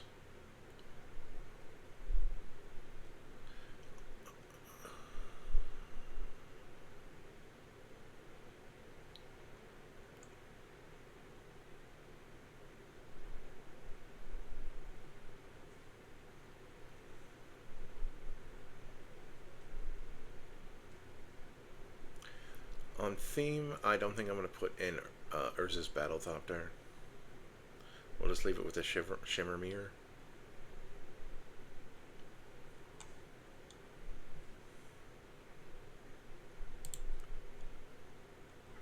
We are at 96 and 19 creatures, so the next 5 creatures will let us be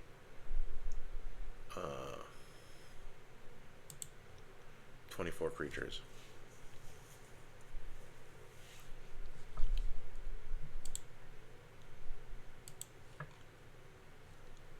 we are going to go over 2 hours since I put it here.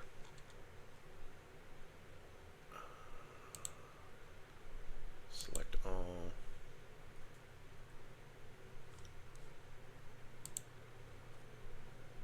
Select all.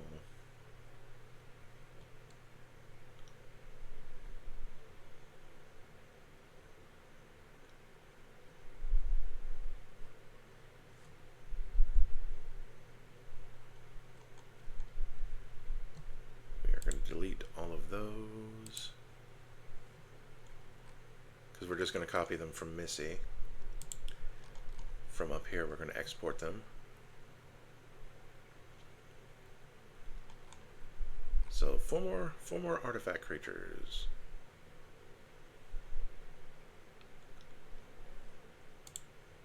Type. How many artifacts do we have? We have 16 artifacts over there. And then 1, 2, 3, 4, 5, 6. We've got 7. Yep. 8, 9, 10.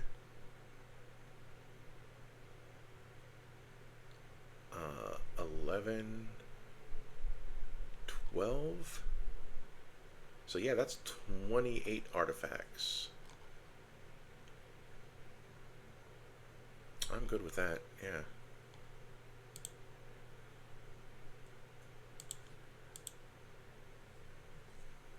Let's go back over here. 2 creatures. Yeah, they still have those at the top. We're not doing that 6 mana clone.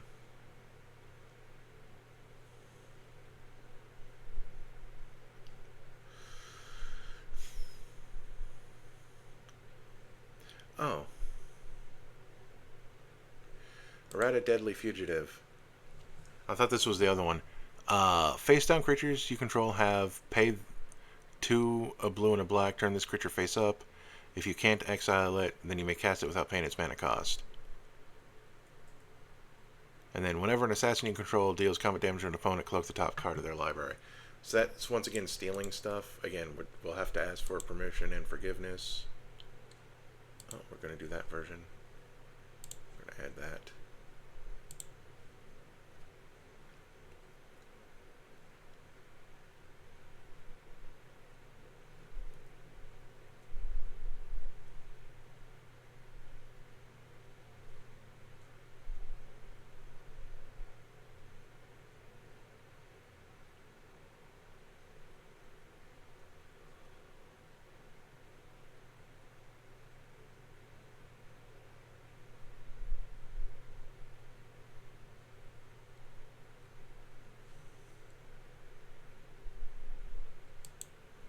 That's all very interesting. So 3 more, geez. We do probably want stuff that draws cards.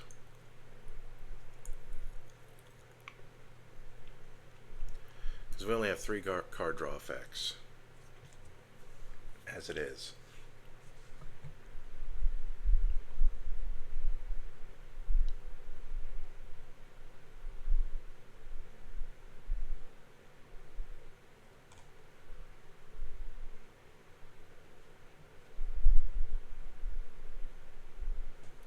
And 20 pieces of removal, though. Some of that won't make it into the other deck, just because we're putting the angels in here, but we're not putting the angels with the Daleks.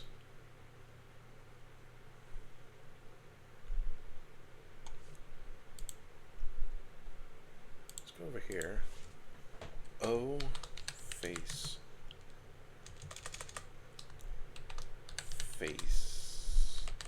down. Was it spelled like that? Yes. No, it's just gonna on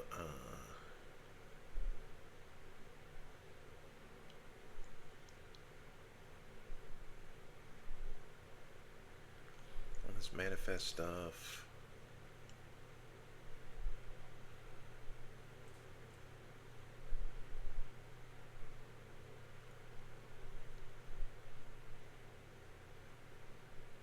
Opponent's controls, that's not helpful.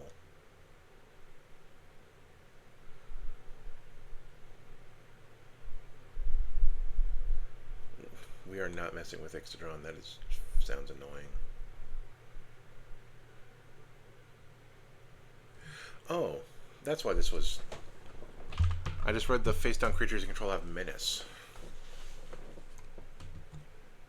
Okay, let's go with this. Let's see if there's a different printing. Yes, we're going to do that. Boom. And if we do that, then there's 2 more. Okay. See, I think I said 28 artifact creatures. I do kind of want 2 more. I don't know what I want them to be, though.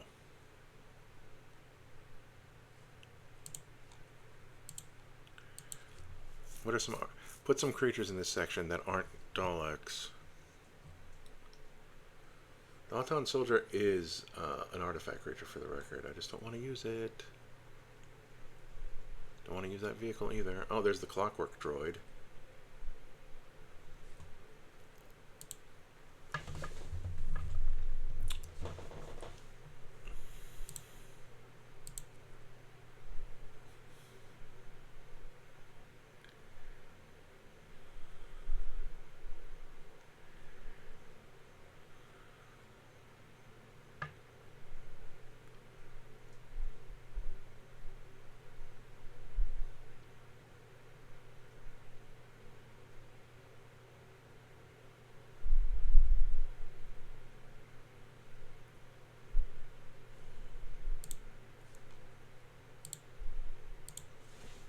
T artifact, T creature, set who minus T Dalek. So, oh. Yes, I should probably switch to that.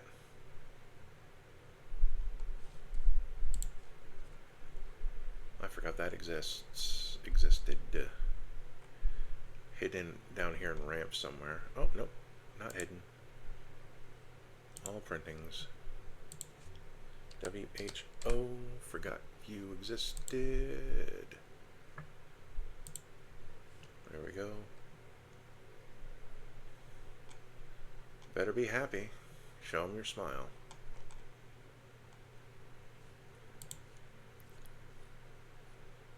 There's K9. Could have stolen K9.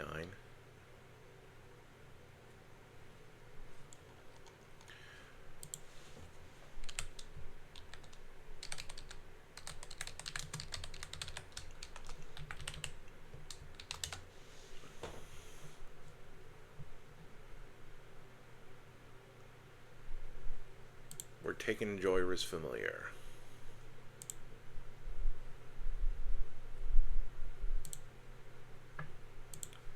That's 1, and it's also an artifact creature.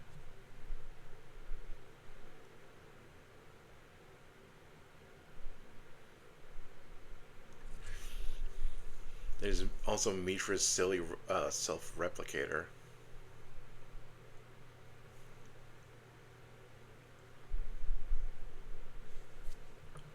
It's not good. But it does feel like one of them silly things Missy would like.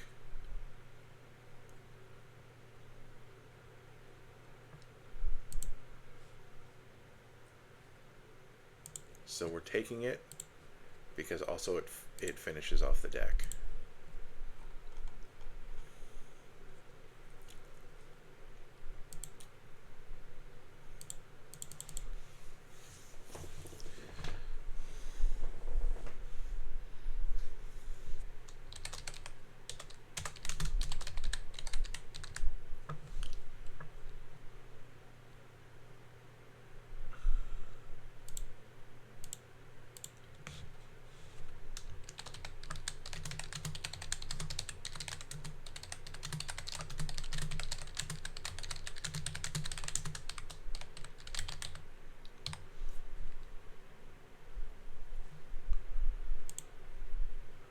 Don't make it weird. Then we go escort deck. Not all. We just go by categories. And then we want land, ramp, and removal. Then we copy. Go over here.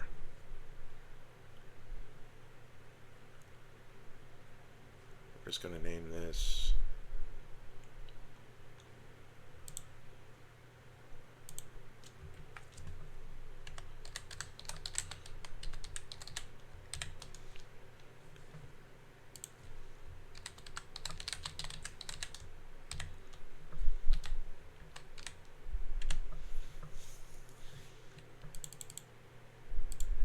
but in italics.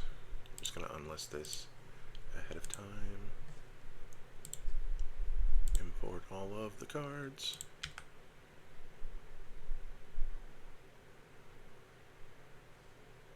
Close. Oh, that's right, our removal is all of this. Well, we'll just have to remove the redundants.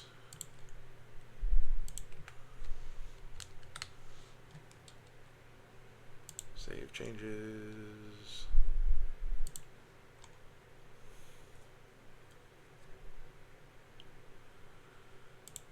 Right, no. We will go by a grid. So we have 37 lands. And doing this means we don't have to re-edit them.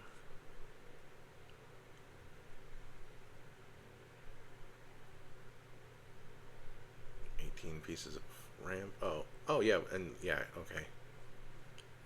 Yes, because we actually do want those same pieces of ramp. So no to you, no to you, no to you. Oh, we don't need cyber conversion or delete. Oh, I forgot to change feed this form because I bet that has a different version. No here, no here, no here, no there, no,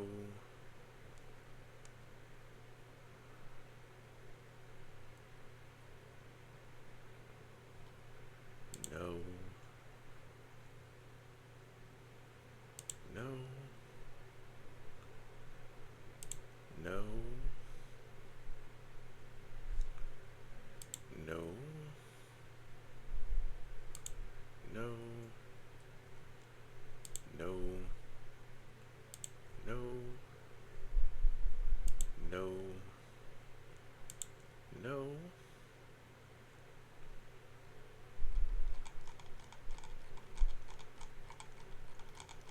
that brings us from the 98 deck down to a more reasonable 79. Now we go into stacks. We go into types. We have 9 creatures, so we're going to want more creatures. So now let's introduce the deck, at least the parts you haven't seen before.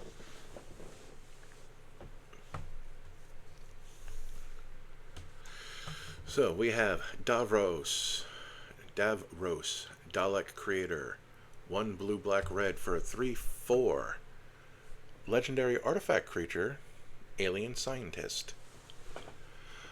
With Menace. At the beginning of your end step, create a 3/3 black Dalek artifact creature token with Menace if an opponent has lost 3 or more life this turn. Then each opponent who lost 3 or more life this turn faces a villainous choice. You draw or they discard.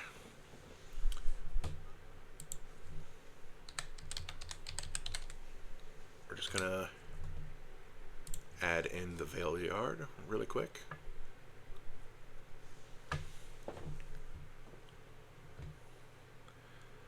And then over here we're just going to do this because it's just the 1 card. Genesis of the Daleks, 4 black, black for a saga. So the first 3 sagas are create a Dalek for the number of lore counters on this thing. And their Daleks are 3/3s with Menace. And then on the 4th chapter, target opponent faces a villainous choice. Destroy all Dalek creatures, and each of your opponents lose life equal to the total power of the Daleks that died this turn. Or destroy all non-Dalek creatures. Then we're going to find I think there's one over here.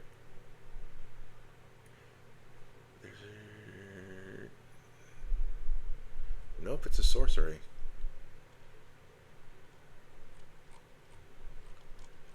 So we'll do the sorceries and we'll come back for the creatures, because there's nothing new in artifacts. Oh, except for the fracture. We can remove the fractured power stone. I forgot about that. There we go. Now we're down, back down to 79 because we added the Veil Yard, which doubles villainous choices if you forgot. Then we have Exterminate. 2 and a black for Replicate. You can tap an untapped Dalek you control to copy the spell. Destroy target creature. Its controller loses 3 life. That's pretty slick. It sucks as a sorcery, but it'd be way too good as an enchantment.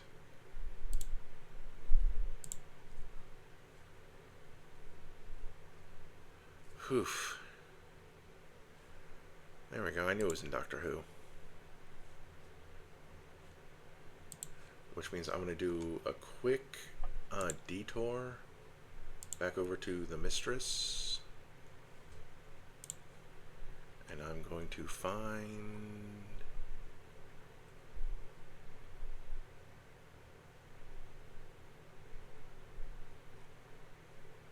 Somehow Feed the Swarm didn't make it into this deck, or are we at...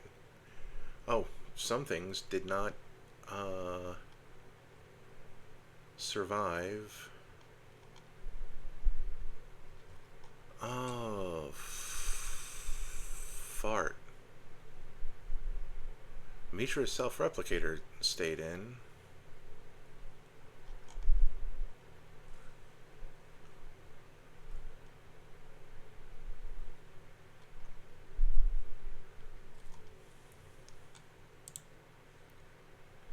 Go to deck history.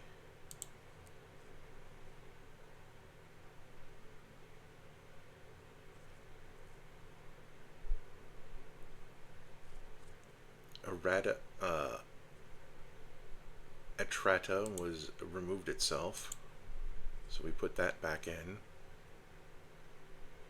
Solemn removed itself, so we put that back in.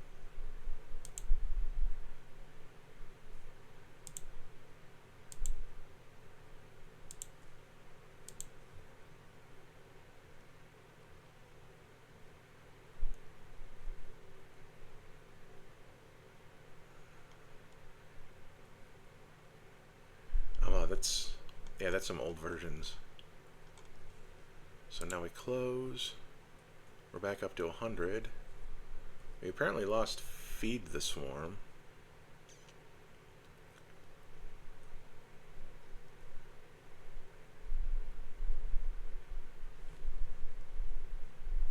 Which is fine.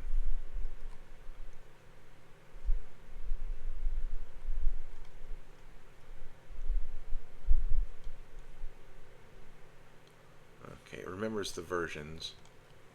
Okay, well, glad I went back, because that is... See, now I want to go here.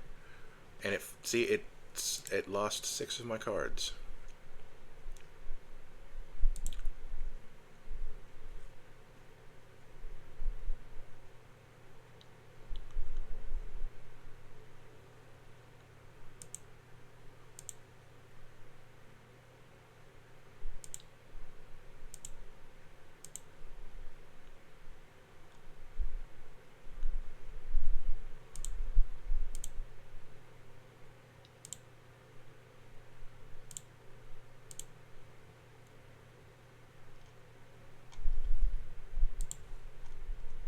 You gotta check that sometimes. It'll do that to you.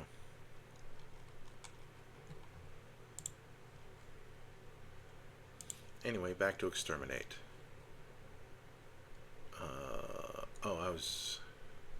So Feed the Swarm.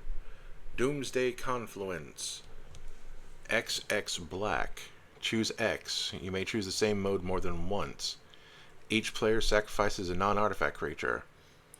Create one of them Daleks, or each opponent discards a card. We probably won't do the discard a card one just to be nice.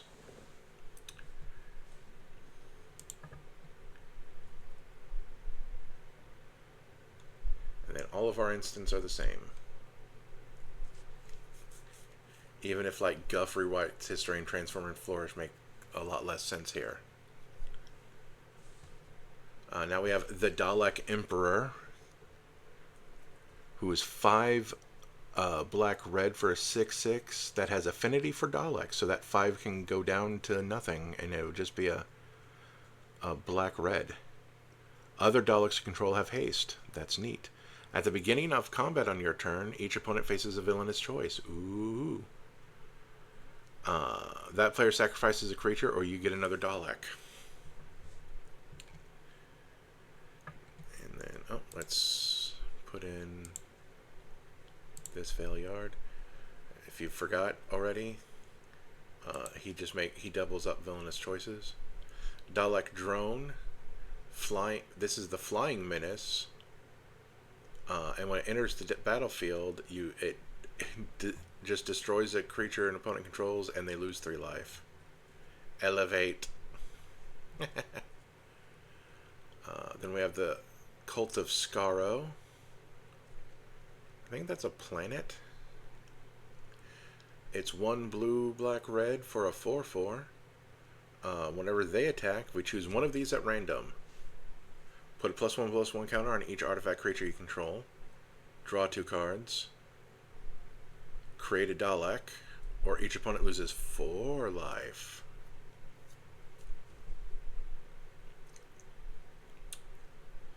And then 2 and a black. This is just a Dalek, and the base Dalek has Myriad.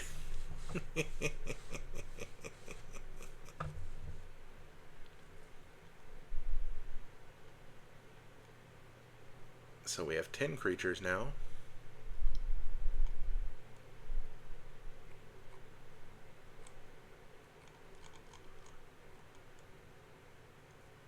And so the thing is that we want our opponents to lose 3 or more life. We want each of them to do that. So we want at least another 14 creatures, and we have 79, 80, so 21 more cards we can put in, right? 79, 89, 99, yep, 21 more cards. Now let's go by categories.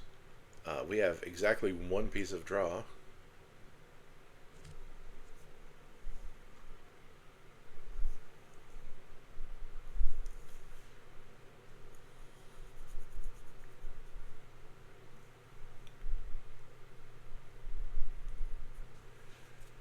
So we definitely want more draw. I'm going to take a drink really quick.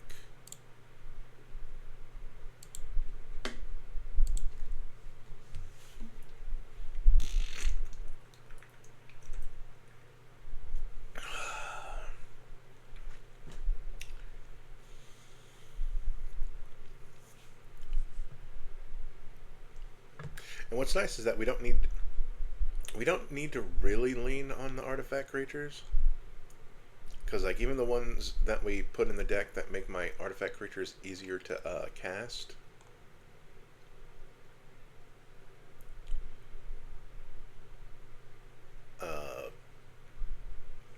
I mean, even if it just makes Davros easier to cast, that's still a win.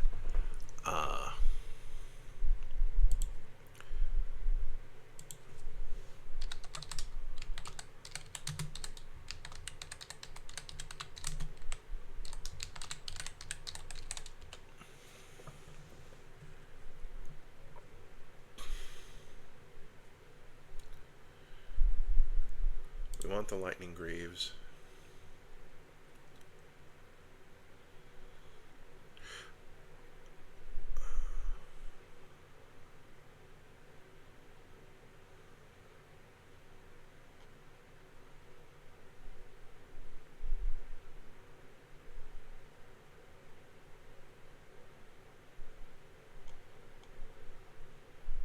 We can take out the laser screwdriver because that's the master's thing. Aha. Freeing up space.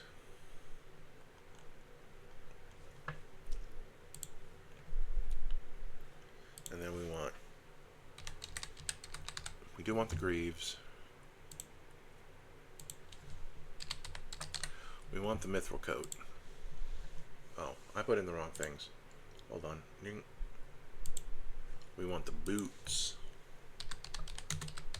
Even though the guy's a paraplegic.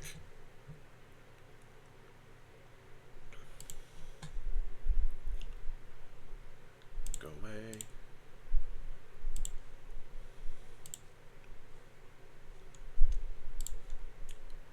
And then we put in those sweet boots from there. What's funny is I wanted to give Missy the mithril coat, but I think I forgot.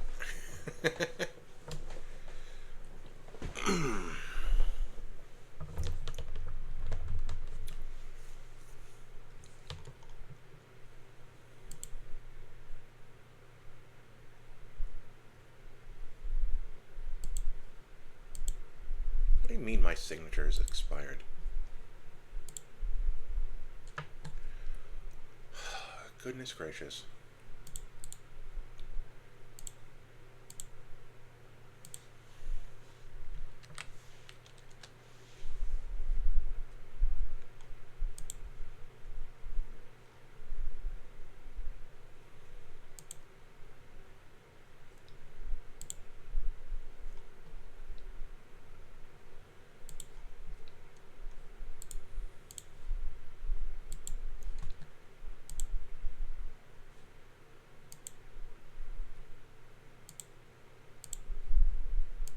What in the monkey heck are you talking about?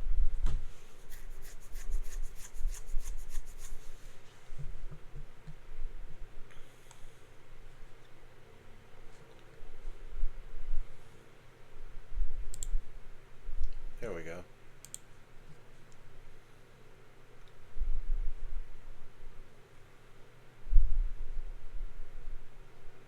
Oh, yep. Look at that. Why is Shimmer Mirror protection piece? That is also weird. I don't know what I would take out for it, to be quite honestly. Like maybe wound reflection, but I like that it has their picture on it. The sound of drums maybe, because it's not that useful.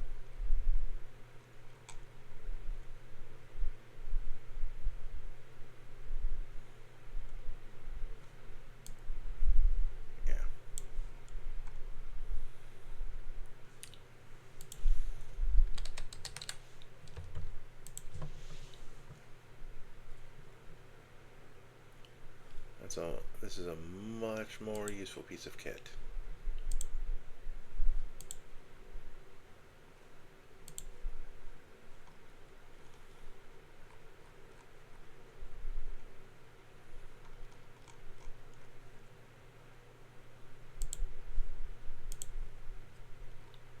And we're also going to want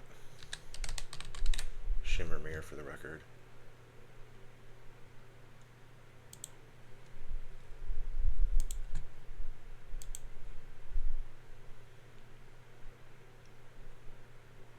And then propaganda while we're here.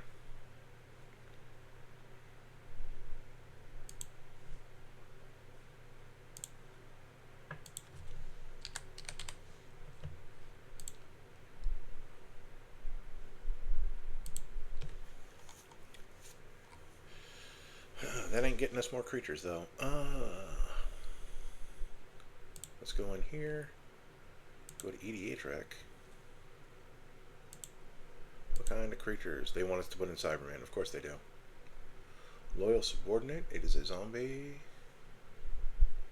At the beginning of a combat on your turn, if you control your commander, each opponent loses 3 life. Yes, that's exactly what we want. And Daleks are like zombies, if we're being honest.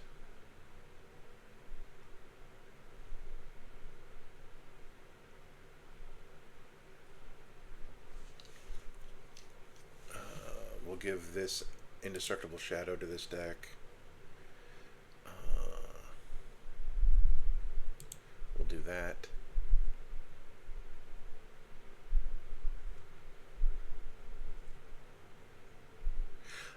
Sig River Cut Float, because it's doing that same thing. If your opponent's lost 3 more life, you can draw a card.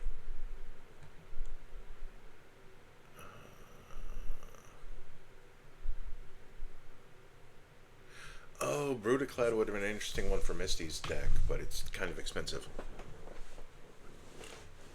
Oh wait, no. Cybermen aren't tokens, they're face-down things. But this can turn our other tokens into more Daleks, I understand. Artifacts you control have hexproof, sure. Flood of Mars. We can turn things into islands or copy of the Flood of Mars. I don't think we want to do that, but it is a neat card.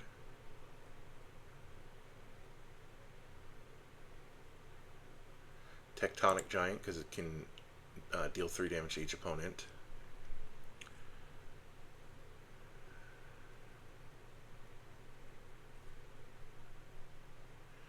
Oh, Perforating Artist. I see this goes in. See, this is stuff that actually goes in with what we're trying to do. At the beginning of your end step, if you attack this turn, each opponent loses 3 life unless they sacrifice a non-land permanent of their choice or discards a card.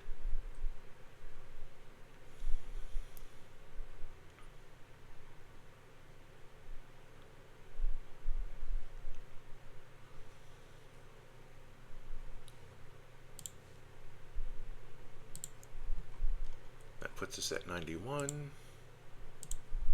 And also at 19 creatures. We're definitely in a better spot there.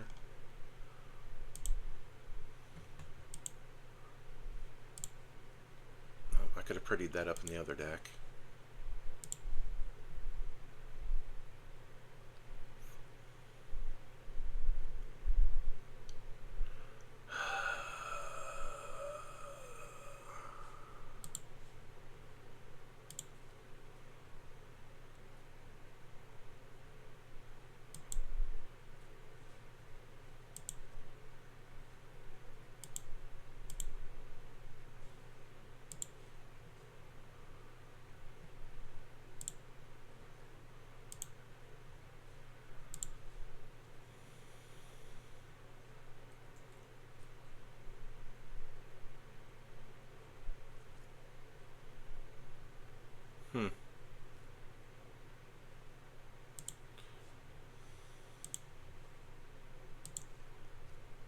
Oh, that was the first printing of it in Foundations.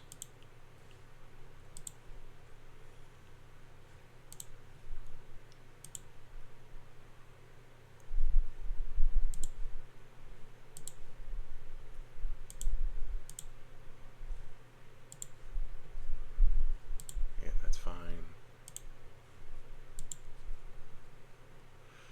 Thought I recognized him. I do like this one that is further away from his face, tell you much. Solemn.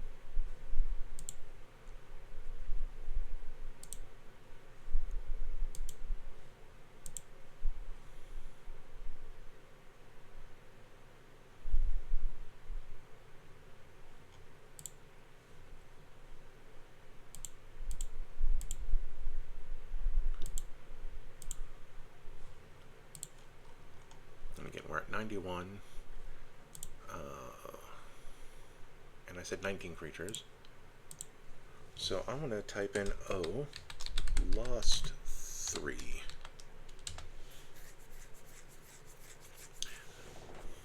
Literally the only 2 cards that care about that.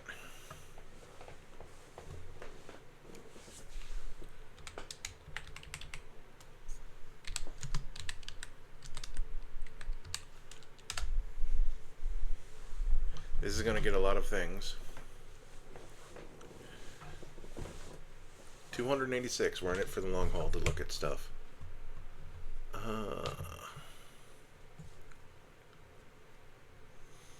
Honestly, this is a deck where we would just put Lightning Bolt in and just say it, you know, forget it. Wow, I haven't put Vandal Blast in any of these decks. That's interesting. Or Shattering Spree. I really should take out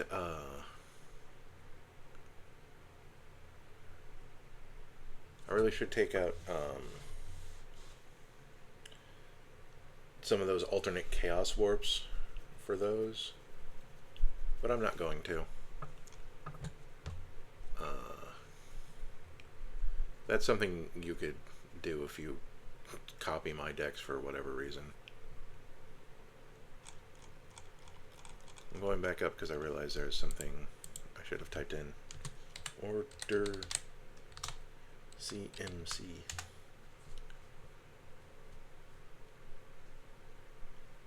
Oh, that's... okay, Blazing Salvo. 3 damage to target creature, and it is an instant. Unless that creature's controller has it, deal 5 damage to him or her. I like that.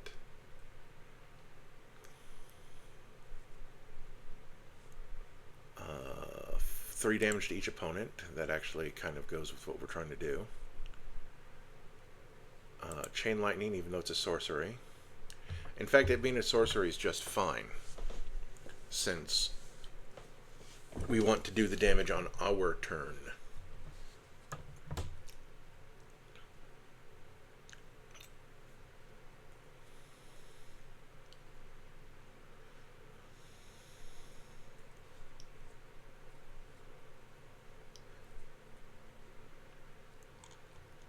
I forgot to do the thing. Let's check for versions. Bolt. Oh, wow. Bolt Wave is the first of its kind. Look at that. That is interesting. Chain Lightning. I know that's been printed a couple of times. Ooh, let's go with this one.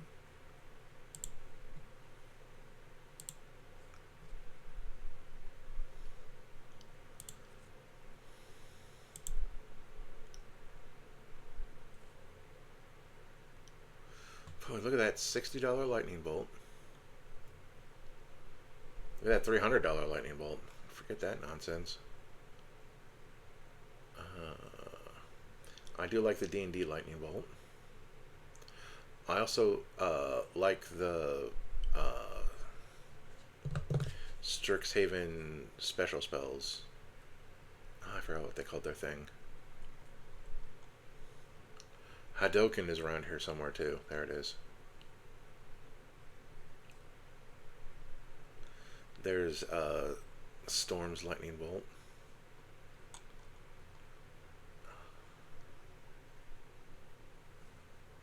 We'll just do this book lightning bolt.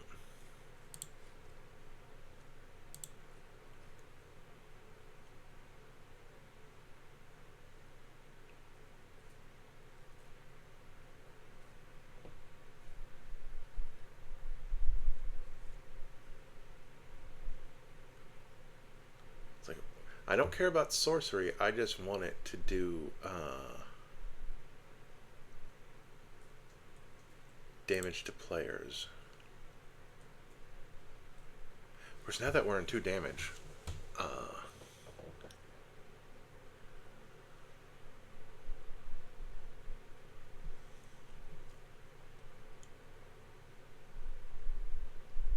or 2 mana. Okay, let's go back there. So 5 more. So that put us at 24 creatures, and that did allow us to add more red to this deck. Still mostly black.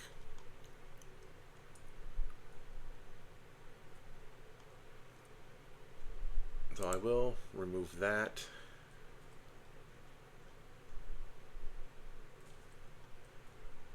Oh, also missing Wild Magic Surge. That is also interesting. And then we'll remove that, because I will put in Vandal Blast and Shattering Spree into this one.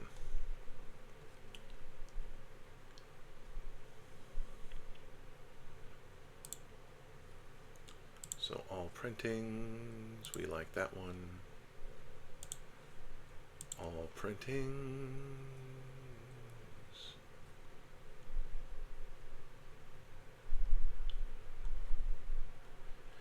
I like that his version isn't one of the more expensive ones. In fact, it's less expensive than the one that... Oh, I forgot. I forgot about that. I forgot that was a secret layer. I thought they were just... I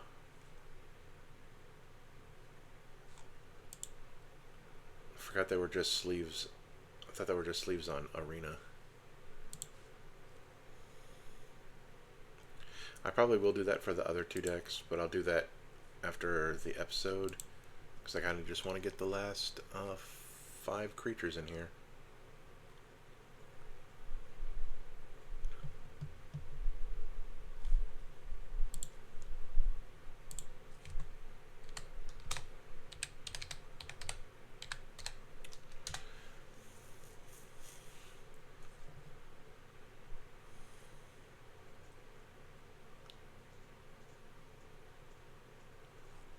Huh.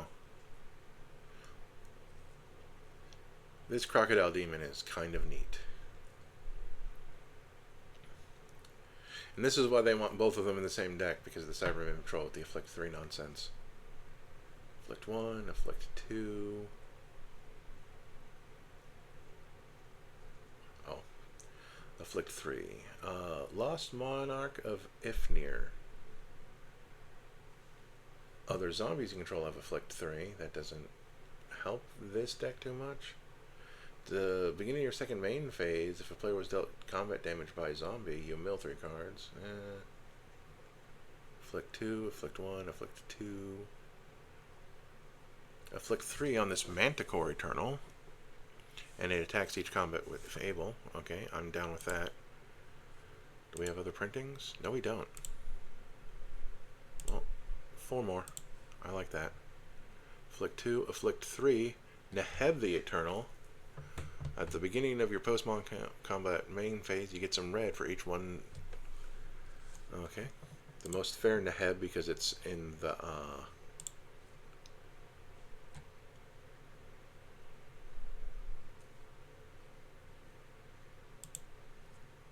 it's in the command zone. I mean, it's in the 99 as opposed to in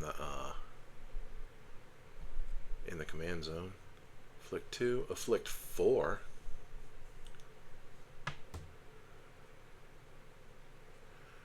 Sure. It has a good effect on it on top of everything else. I mean, we don't have that many instants and sorcerers in the deck, to be sure. So that's 2 more. I mean, we have 15 instants and 7 sorcery. Okay, well, actually, that's better than I thought it was. And now we're at 22 creatures. I'm glad I looked up Afflict Scary specifically.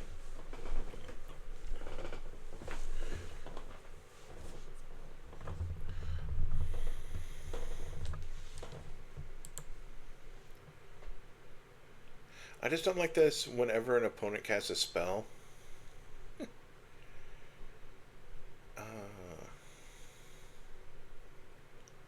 But I do have most of the other Eternals. Yeah, I'm not doing that Eternal anyway, so... Or this one, these weaker ones. So I'm going to leave out this other one. Yeah.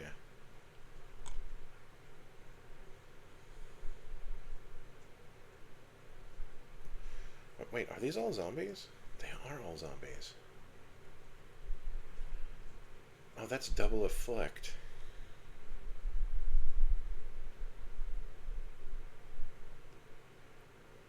Huh.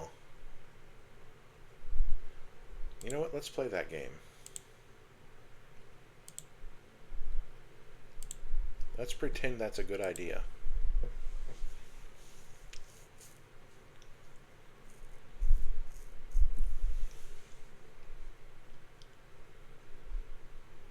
Because it says a creature card, not a creature card that was milled in that fashion.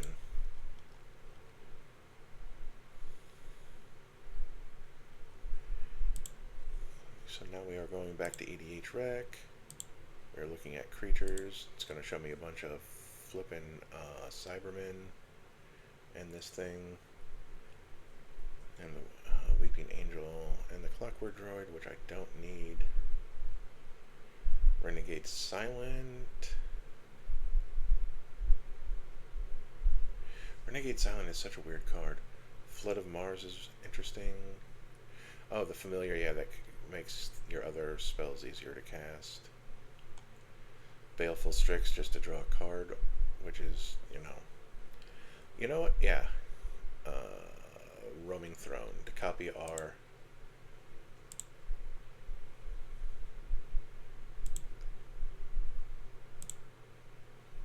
I mean, technically he's a roaming throne already. So, and then okay, yeah, you can we're gonna go, we're just gonna do this really quick. We're getting rid of you and you. Yeah, that is super interesting that it lost the wild magic.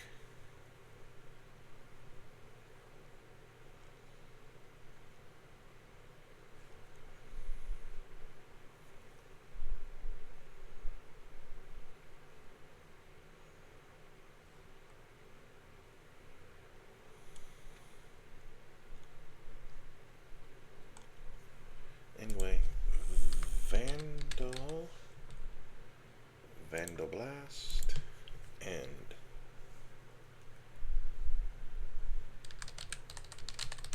because why should other people get artifacts? Just me. And those are sorceries. And we're just gonna change them really quick. Ding.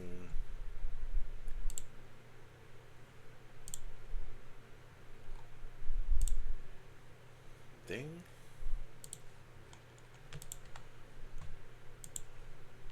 And then Lord of the Rings.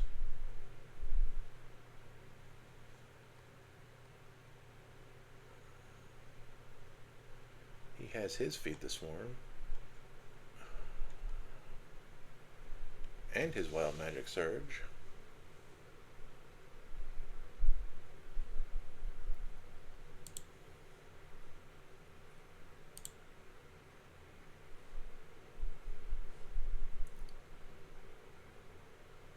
You know, one of those other two is probably better than Chaos Form, but I'll figure that out between episodes. Vandal Blast.